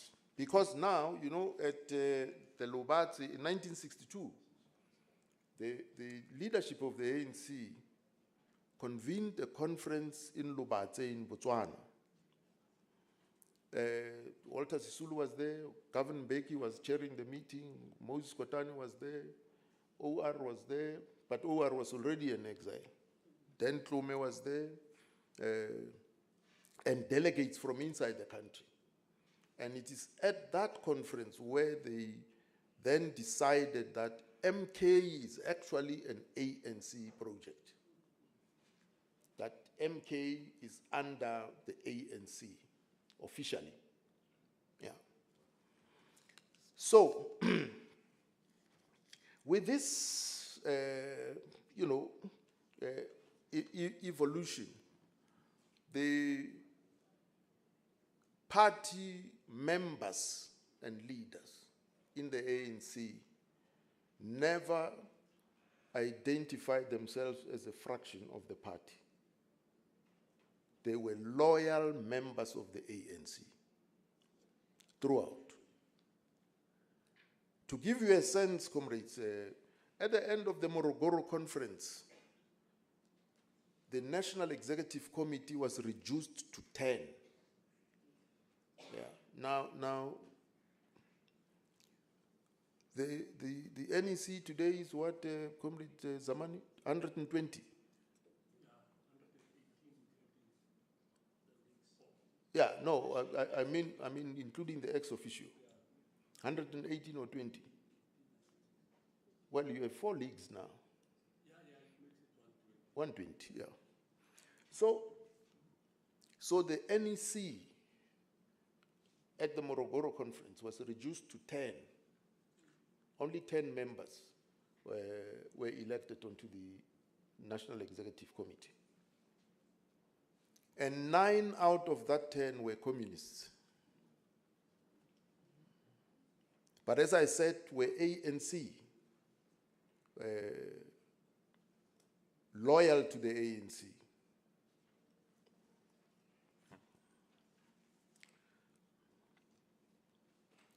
And these comrades were so experienced that I was told that, because you see, those days you could not join the Communist Party. You couldn't just walk. Earlier on in the 40s, you could walk into an office. Elias Mtswaledi used to tell me that how easy it was to join the Communist Party.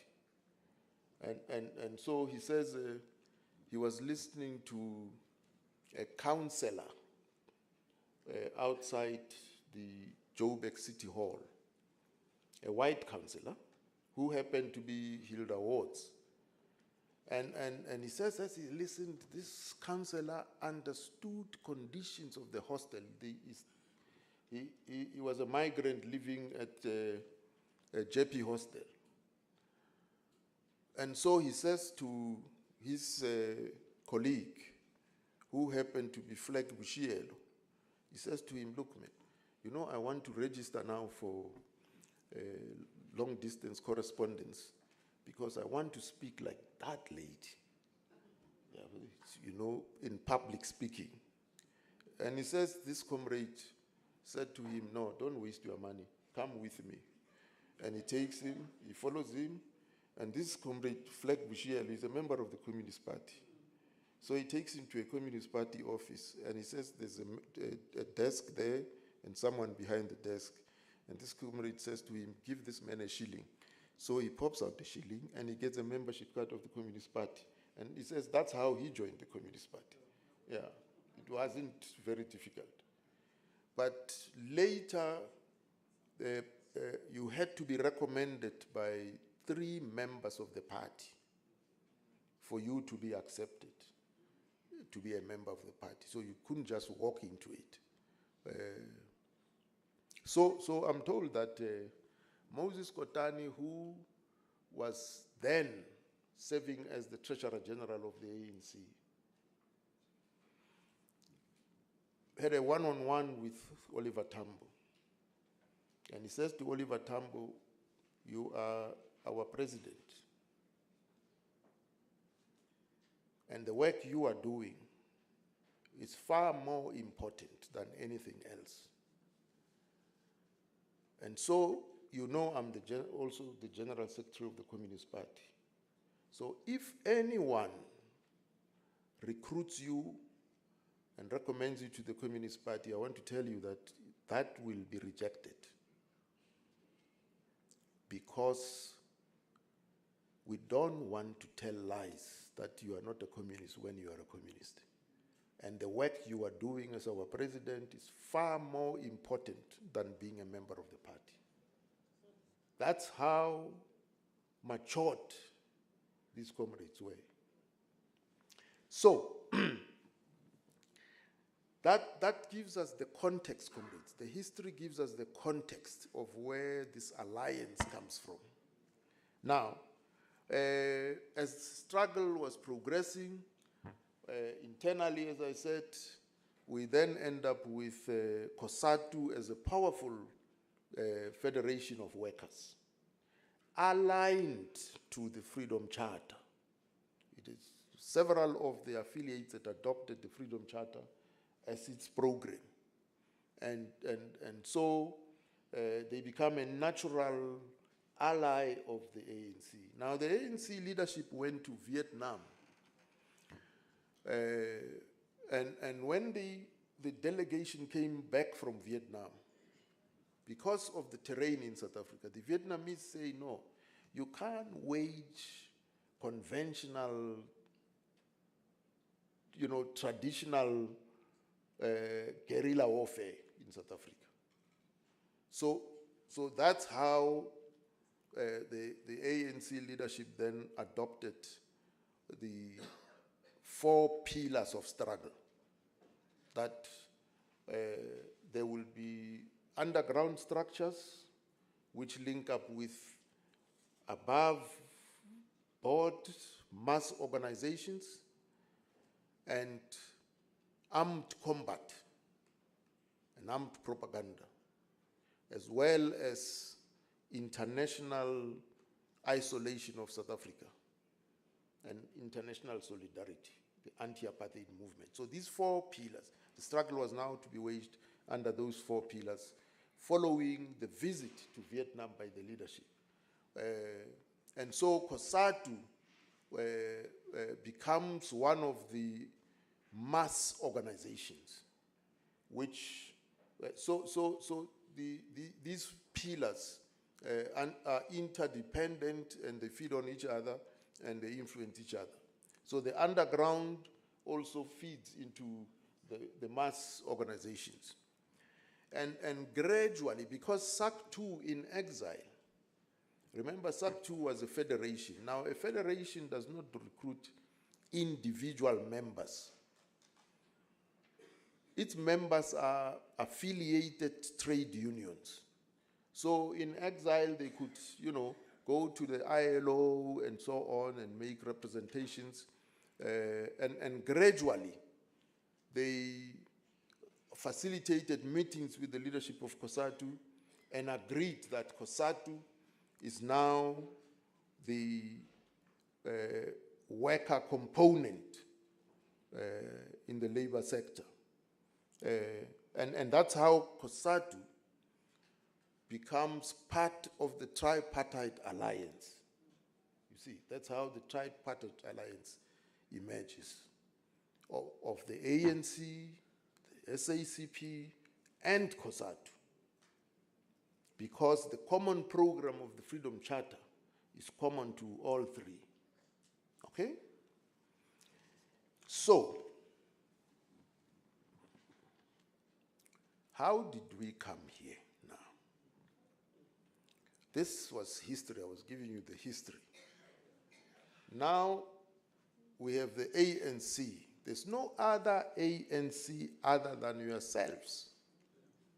There's no other ANC in the deep freezer of history elsewhere that we can pull out and defrost. The ANC is what exists now. There's no other.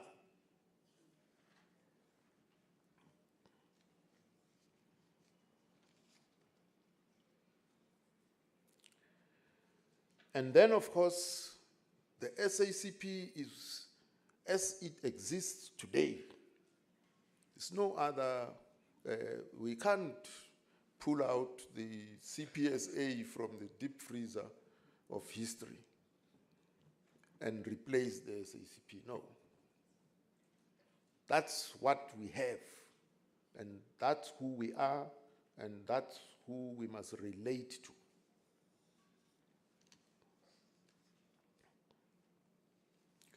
So the crisis, comrades, affects all components of this alliance.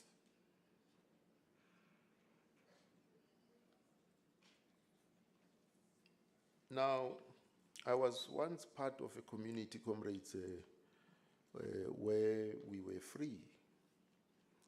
And so we're a community of people who were illiterate and some who were university professors and professionals.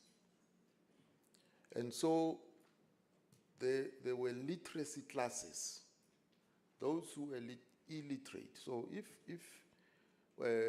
you teach an adult who is illiterate, the first thing you teach that person is how to hold a pen.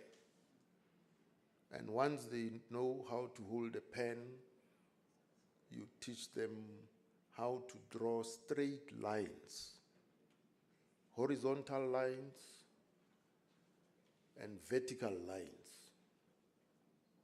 And the third step is to teach them how to draw circles and semicircles.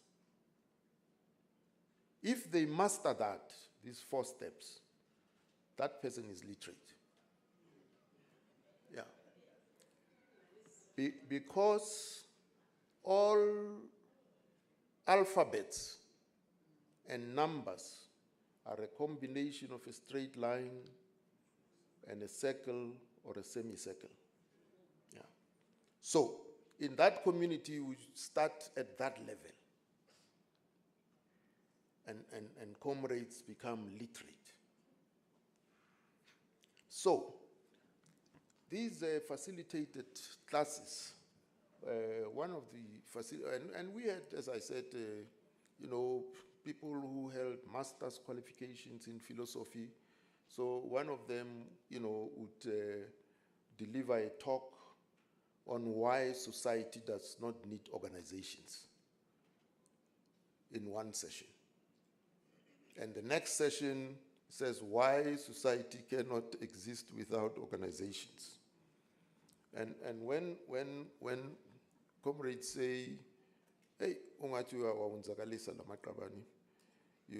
are damaging them because you're teaching them this thing and that thing. And he says, no, I'm teaching them contradictions. Yeah, he explains, a philosopher, he says, no, I'm teaching them contradictions. Yeah. So anyway, the same comrade facilitated a session on the universe. And his presentation is that the universe is made of a constellation of stars, including the Earth itself is part of those stars. And he says these stars, the sun does not move. These stars rotate around the sun. And the Earth, as it rotates around the sun, it also revolves around its own axle. So the two motions at once. And he says the rotation around the sun gives you seasons of the year. And the revolution around its axle gives you day and night. Yeah. So he explains this to these comrades. Some of them are peasants, you see. So after this session, they are now evaluating this session. They're doing their own assessment of how this session went. And one of them says, man, we trusted this comrade, but he lies with a straight face like this. Huh? How is this possible? I I mean, he expects us to disbelieve the very evidence of our eyes. Even here, we see the sun rise, and there it goes and it sets. What is this comrade talking about? And some, come from the same village, and the one says, nalento ayichachisayo revolution. There's never been a day where we woke up, we found umzwoko kwethu ujonge ngolu hlobo. It is forever facing where it is facing. So ayikho yonke lento. And their conclusion is that they will not attend his sessions ever again. And when they share that conclusion with other comrades, the comrades then explain that, no, comrades, you are part of this revolution. You can't stand outside of it. You are part of this rotation. You can't stand outside of it and observe this movement, because you are part of the movement, you see. So they say, oh, no. It makes sense. And then they go back to the sessions conducted by these comrades. So this anecdote, comrades, means that the alliance component organizations cannot understand and demand that the alliance must change without understanding that they themselves must change. Because they are part of this movement. They are part of this rotation and the revolution. That is why what we must understand is that this alliance is a political alliance. That's why in the ANC constitution, there's no mention of the alliance other than in Rule 25, which explains what constitutes an offense. It says it is an offense for any member of the ANC to work with or for any other political organization other than one in alliance with the ANC. That's the only rule that mentions the alliance. There's no other. So you can't say, no, we are structured this way or that way, you see. Because it's not a contractual alliance. It's a political alliance born of the challenges and circumstances of the time, as this history gives us that context. And so that's why if you have a conference resolution, comrades, and the SACP has a conference resolution that it must contest elections on its own, okay? If you have a resolution of conference like that, the next step is how are we going to implement or give effect to this resolution? What would be the implications or consequences of our implementation? That's the next step. Then you work out what the implications are. And part of the implications are that, what do you do with dual membership? Are you asking these members to choose? Or what are you saying? You see? So, in a way, my own understanding is that the SACP has not dealt with step 2. It has not dealt with step 2, which answers the question of what are the potential consequences or implications of this decision when we implement it. And to resolve that, because they've not dealt with step 2, to resolve that step 2, the SACP says we are contesting elections as the party. However, we remain part of the alliance. And they say there's no contradiction there. Okay? Because they've skipped step 2 in how you implement any resolution. They've not addressed step 2. But because you see,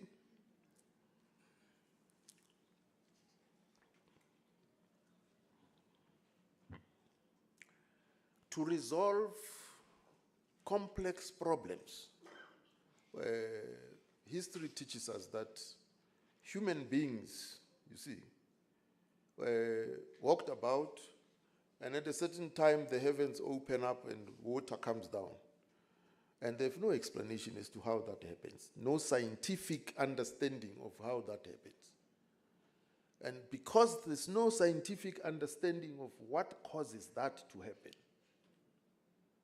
however, they would go mad if they've no explanation to themselves, which makes sense, you see. So the explanation to that is that no, these are the workings of a superior being. Yeah, because you have no science to explain what causes rain at a certain time. But you need an explanation which would allow you to remain normal and insane. Not insane, but sane. Yeah, to remain sane. Yeah, otherwise you go mad. I mean, you're walking around and the next thing, wow, you are wet. What is this thing now? Eh? Who is opening up the taps there? The shower when you haven't asked, for a shower. You see, so you have to say there is a force beyond my understanding which is in charge and responsible for this happening. And that keeps you a sane person. Yeah, you can go on with your life. Yeah, normally. So, as I said, there's a conference resolution.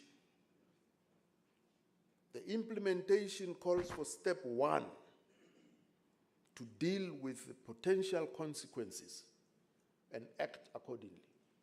That step 1 has not been followed.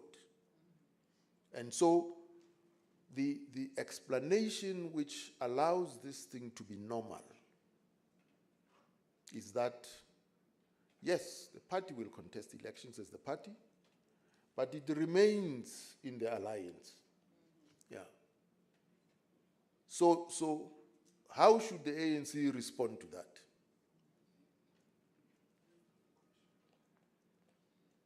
How should the ANC itself respond to that? And they do say, I mean, the party does say it met with COSATU, and COSATU feels left out, and they will increase the frequency of the meetings with COSATU. They've met with the ANC, and the ANC has admitted to certain things, and they will continue to engage with the ANC because they remain part of the alliance. So how should the ANC as an independent component organization respond to that? You see, as the ANC now. So the ANC at all times seeks to unite those who are on the side of the revolution at all times. But the party is bitter. The party says the ANC meets with these parties and crafts memorandum of understanding to our exclusion as the party. We are excluded from that. And then we see the ANC in a coalition with the DA, you see. So the ANC has to prepare superior argument and explanation as to why this current context dictates that the ANC respond in a particular way. The ANC can't say, well, mabaphume bahambe. It can't say that. Because you have dual membership. You have members who are ANC members and party members. The party has not addressed that step. Is the ANC to copy the wrongdoing of the party? No. Correctly speaking, you must never copy wrong things. It doesn't matter who does it, who does them. Yeah. If that is wrong, don't copy it. Yeah. So, in short, comrades, what I'm really saying is that, of course, Sanco, as you know, in many, many areas, it has two manifestations. And it's the ANC that has over the years tried to facilitate that Sanco should be united. It must not have, two Sancos, three Sancos, and so on. It is the ANC which bears that responsibility. COSATU is faced by the fact that the federation now is a federation of public service unions, okay, whose employer is government. And they rely on class analysis, which then says, this government is a bourgeois government. Lema bourgeois ban. Yeah. Kwakho omunye comrade Edgar Ngoyi from Stataram in the Eastern Cape. He's no more, may his soul rest in peace.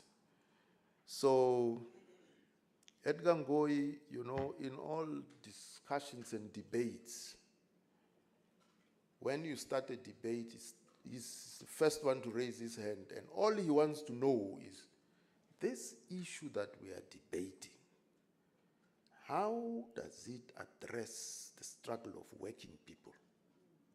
Yeah. Ayibuze ngesixhosa uba lo mba usingawo udibana njani nedabi labasebenzi? And if you explain that, then it's okay. Yeah, we can carry on with the discussions. But until you help him with an answer to that question, no, we can't proceed. So in one of the State of the Nations, I meet him outside Parliament. He is a guest, he's invited by Parliament. And I ask him what he's doing, and he says, hey, Mfondini, ndiqasha abasebenzi abane banje andiba exploit uyiya.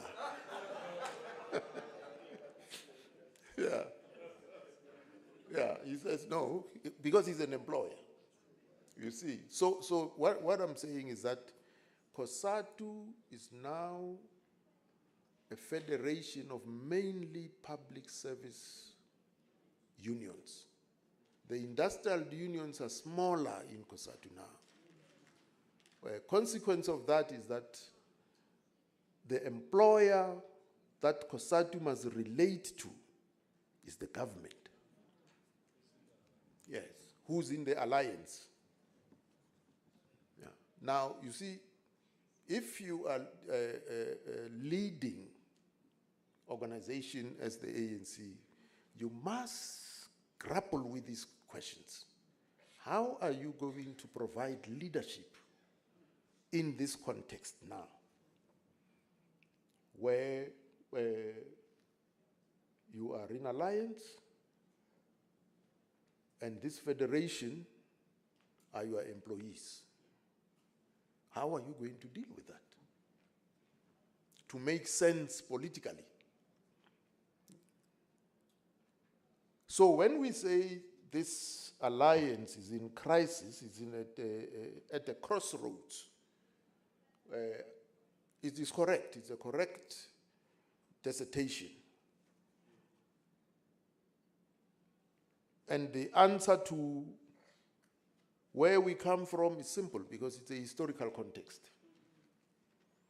But where we are headed, what is the next step? What is the next step?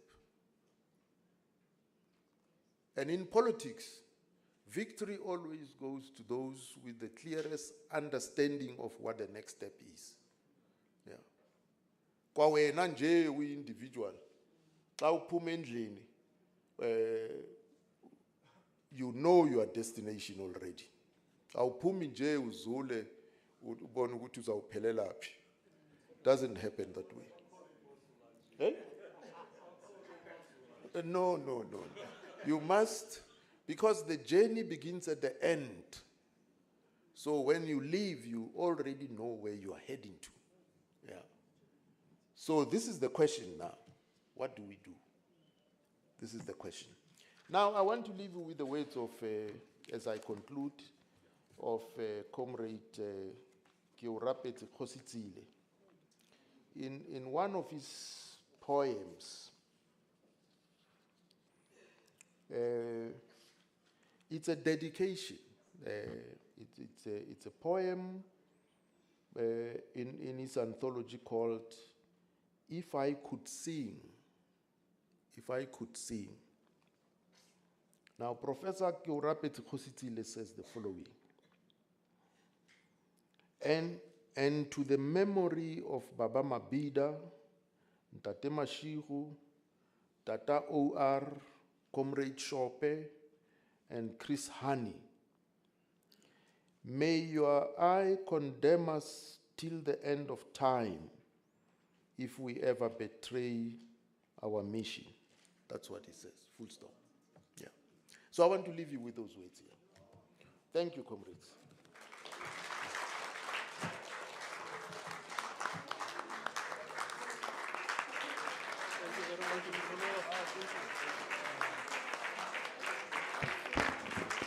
Amandla,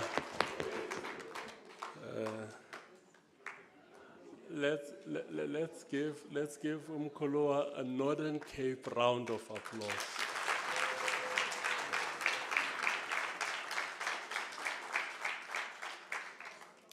Thank you very much, Comrade Kgalema. It's roughly an hour, 30 minutes, but it was like 10 minutes. Okay. So comrades, we are going to dive into the next session, which is discussions. But we've got a way we are going to structure these discussions.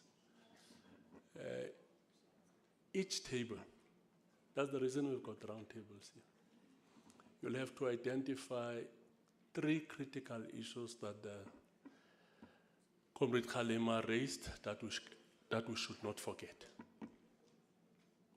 3 that we should not forget. Is that correct, comrades? I don't know whether you understand this. 3 things that were raised that we should not forget. Minimum 3. You can go beyond 3. That we should not forget. And each table will appoint a captain now that will report on behalf of the table. Let's quickly get to this table. Who's your captain here? There's no voting. The first name that is raised to become the captain. Oh, here it's Donnie. Who's the captain there? The first name that is raised. Comrades. Khotso. Yeah, we've got Comrade Khotso. It's Tony. Khotso, we should be gender sensitive, comrades. Here, Masco here. That table? Never. Are we taking down the names of the captains? Comrade, you? It's Doni, Khotso. Here it's Masco. And then we've got Neva. That table? Monica. Onika. Onika in this table? In this table? Tika box. Oh, okay. I thought the prof was. I thought the prof was talk there, sitting next to. All right, here in this table. In this table, Monakali here. And then in this table, Topsy. Okay, in that table, Mildred. Okay, that other table, who is it? The Rato. Oh, Rato. Okay, that other table, Tsepo. Yeah. So we'll get the officials to join. You choose any table you want. And to join one of the tables. Can we get the officials to move and the NEC deployee to join any one of the tables? Can we give the tables 25 minutes? So number one, you'll just identify at least 3 things, which Mkulua said in his conversation with us that we must not forget. At least 3. And then after we've identified those 3 things, which we should not forget, and then we'll open up the floor for discussions. Then Comrade individually can engage with the issues that were raised. So we've got captains at least for each and every desk.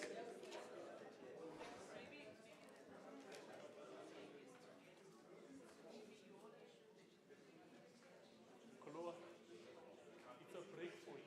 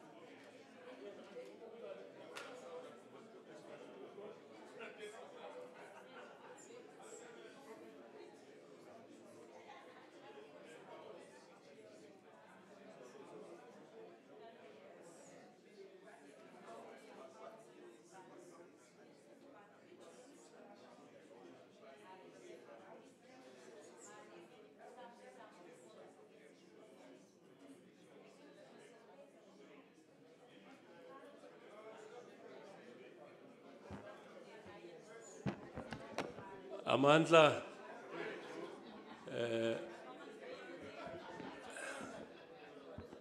comrades, it's time for feedback now. So we'll go to any table that is ready.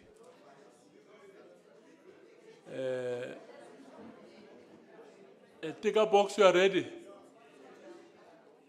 You are ready? All right, can we get the roving mic to ticker box?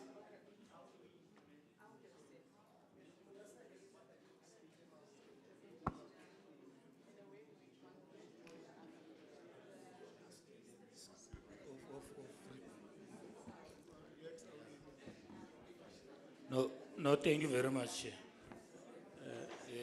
Let's just wait for Mkuluwa to quickly finish here.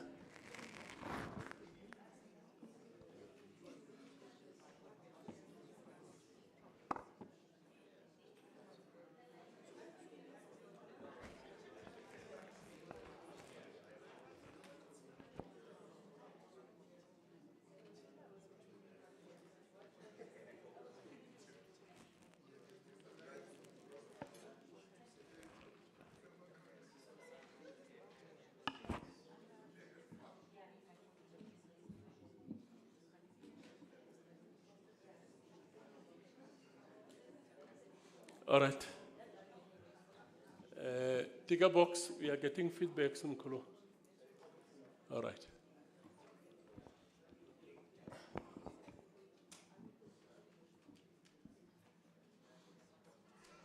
Can we get somebody to quickly give that group of ticker box a name? What, if you look at those comrades, what the name that you can give them?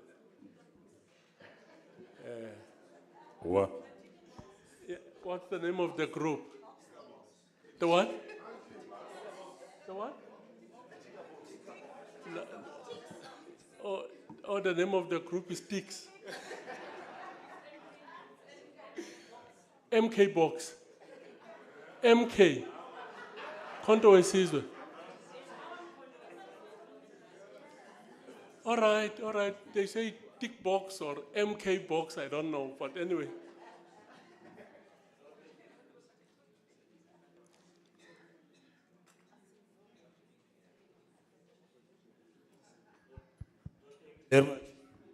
Thank you very much, Chair. On behalf of the group, let want to welcome You can come to the front if that thing is giving you trouble.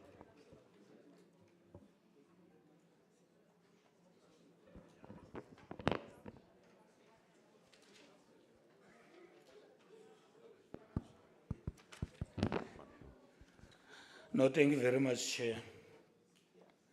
On behalf of the group, we want to welcome the insightful political lecture which has been given by Mkuluwa. I must confess it's for the first time. You said it's more than 6 times that you attended. It's induction. It's for the first time I had an interaction like this with Utatu Mkuluwa.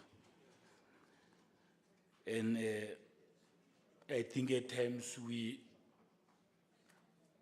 take the advantage that we know about the ANC. And the second issue that we took out of this lecture is that the revolution is not stagnant. Out of what Utatu Mkuluwa presented, the law of motion, it simply emphasized that the revolution is not a stagnant. Let me come to the issue, Chair. I think the question that we have asked ourselves is, what made us to be where we are as the Alliance? And all of us would know that is the issue of the GNU. It's where actually one of the problems that contributed to the current state of that worsened problems within the alliance. There has been problems, but what worsened the problems is the issue of the GNU. Now, one of the teachings that we got from this political lecture is the issue of how leadership deals with contradictions. Mkhulwa makes a reflection of the times of Moses Kotane, the meeting that was held in Botswana, that there were contradictions, but what becomes important is how to manage those contradictions. So it means where we are, it's not a new thing in the organization. In fact, the crisis that we are sitting with, it's a crisis within leadership. Leadership that is looking inward. There is a crisis that we are sitting with within the alliance. Leadership that cannot rise above their own egos. This is a crisis that we sit with within the alliance. We don't have a leader that says that, but here I'm wrong. All of them are right. All of them are right. But secondly, what the lecture also reflects on, that is the ANC that has been always the leader within the alliance. What is worsening the current situation is the ANC that fails to provide leadership. Rather, what they are doing, they are just multiplying the wrong that the party is doing. Issues of Mabambe, you must choose which side are you. There is a lot that I wanted to say, but thank you, Chair. But the issue is the leadership crisis. Thank you, Chair. All right. Let's go. Comrades, we should just be conscious of time. Just highlight those at least three things. Ne? Yeah, so you get tempted to give another political lecture now. Yeah, you want to give a second political lecture. I see Matika is tempted. Leadership, that is. All right, let's just identify those three things.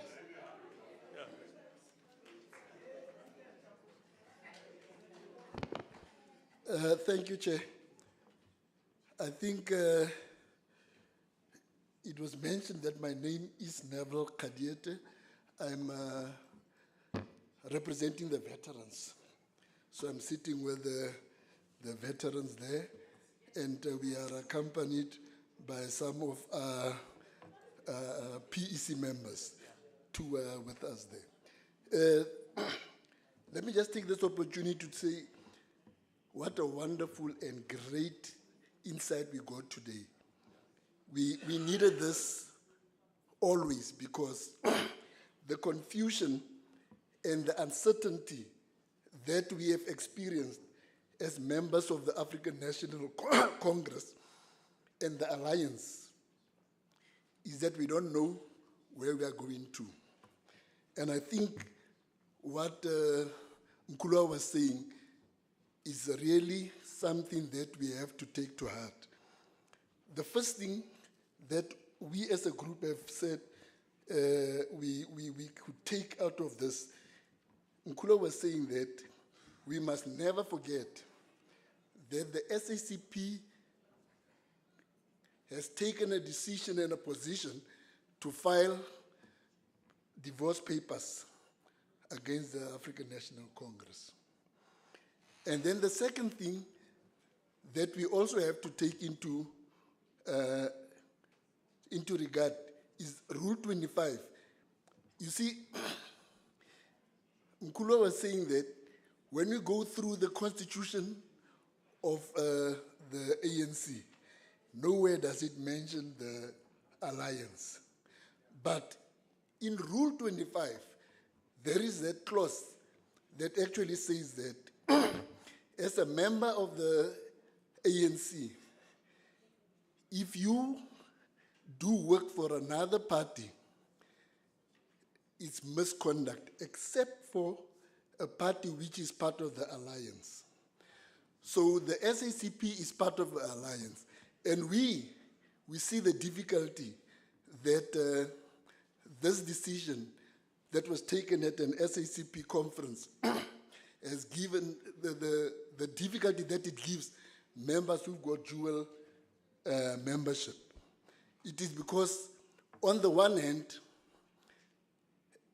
African National Congress has no way of saying to the SACP, you could not have taken that resolution, that you can stand for elections on your own. Mkulu was saying that there's nothing wrong with that. If they want to do that, that is fine. But then they are leaving their own members in a difficult position, because these members now, that resolution, they have not taken the second part, which says how do they move from there. You see, which is very difficult for members who got a dual citizenship, because, sorry, not dual citizenship, but dual membership. That is one of the challenges. And I think the biggest problem is the consequences that we have not looked at as members of the SACP when we went to that conference and we took a decision to stand on our own. Because there must be direction that comes from conference, that as a member who's got dual dual membership, this is the way to go. I thank you.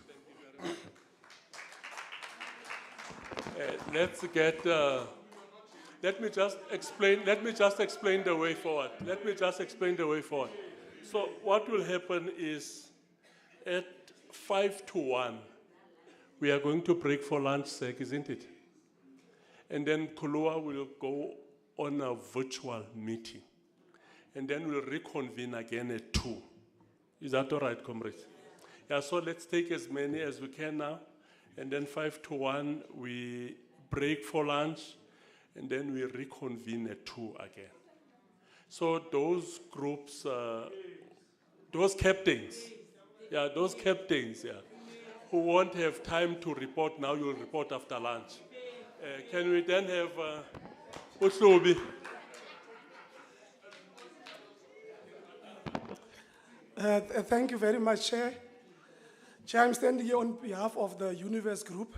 The Universe? The Universe, yes. That's the name of the group.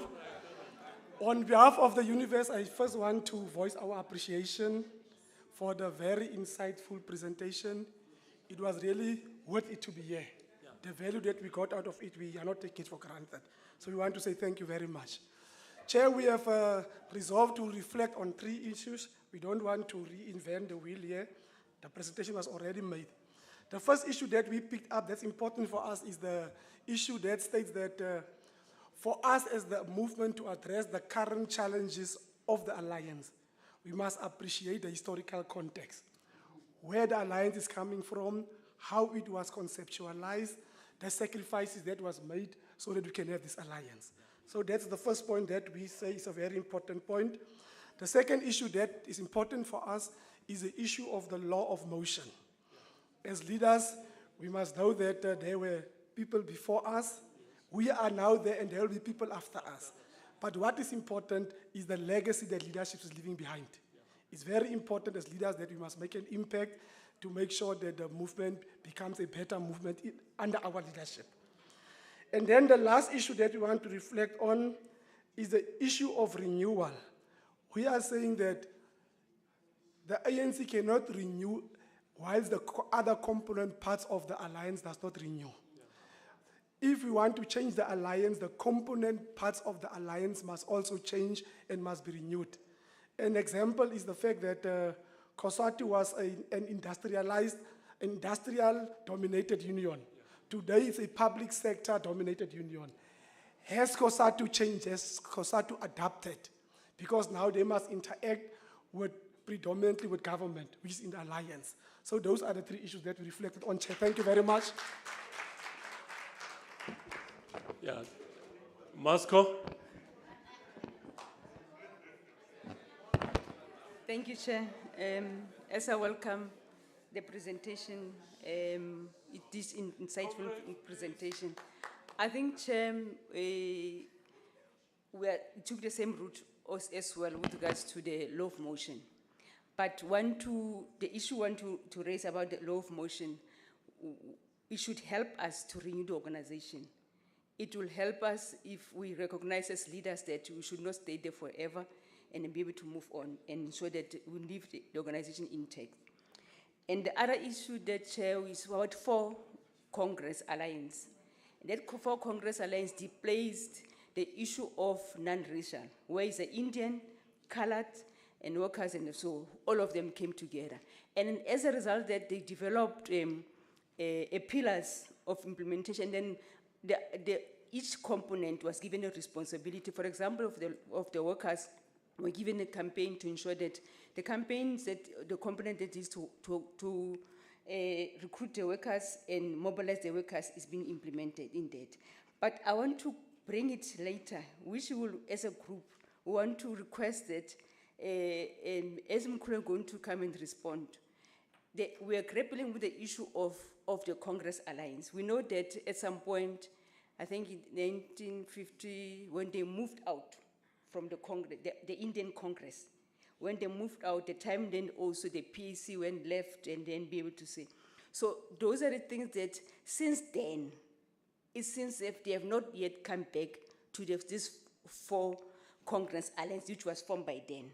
Hence, now currently we are still having the challenge of the PA, and then now it's eating the ANC inside, and we're dealing with the issues of the colored.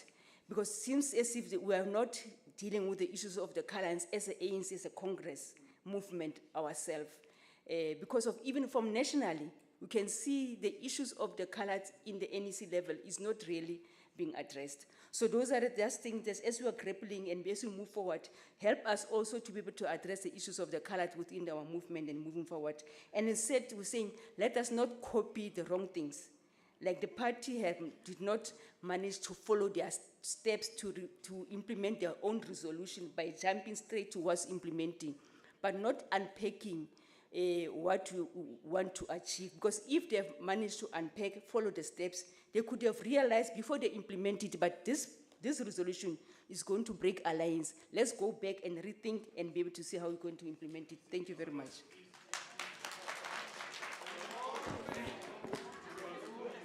Yeah, you can come. All right.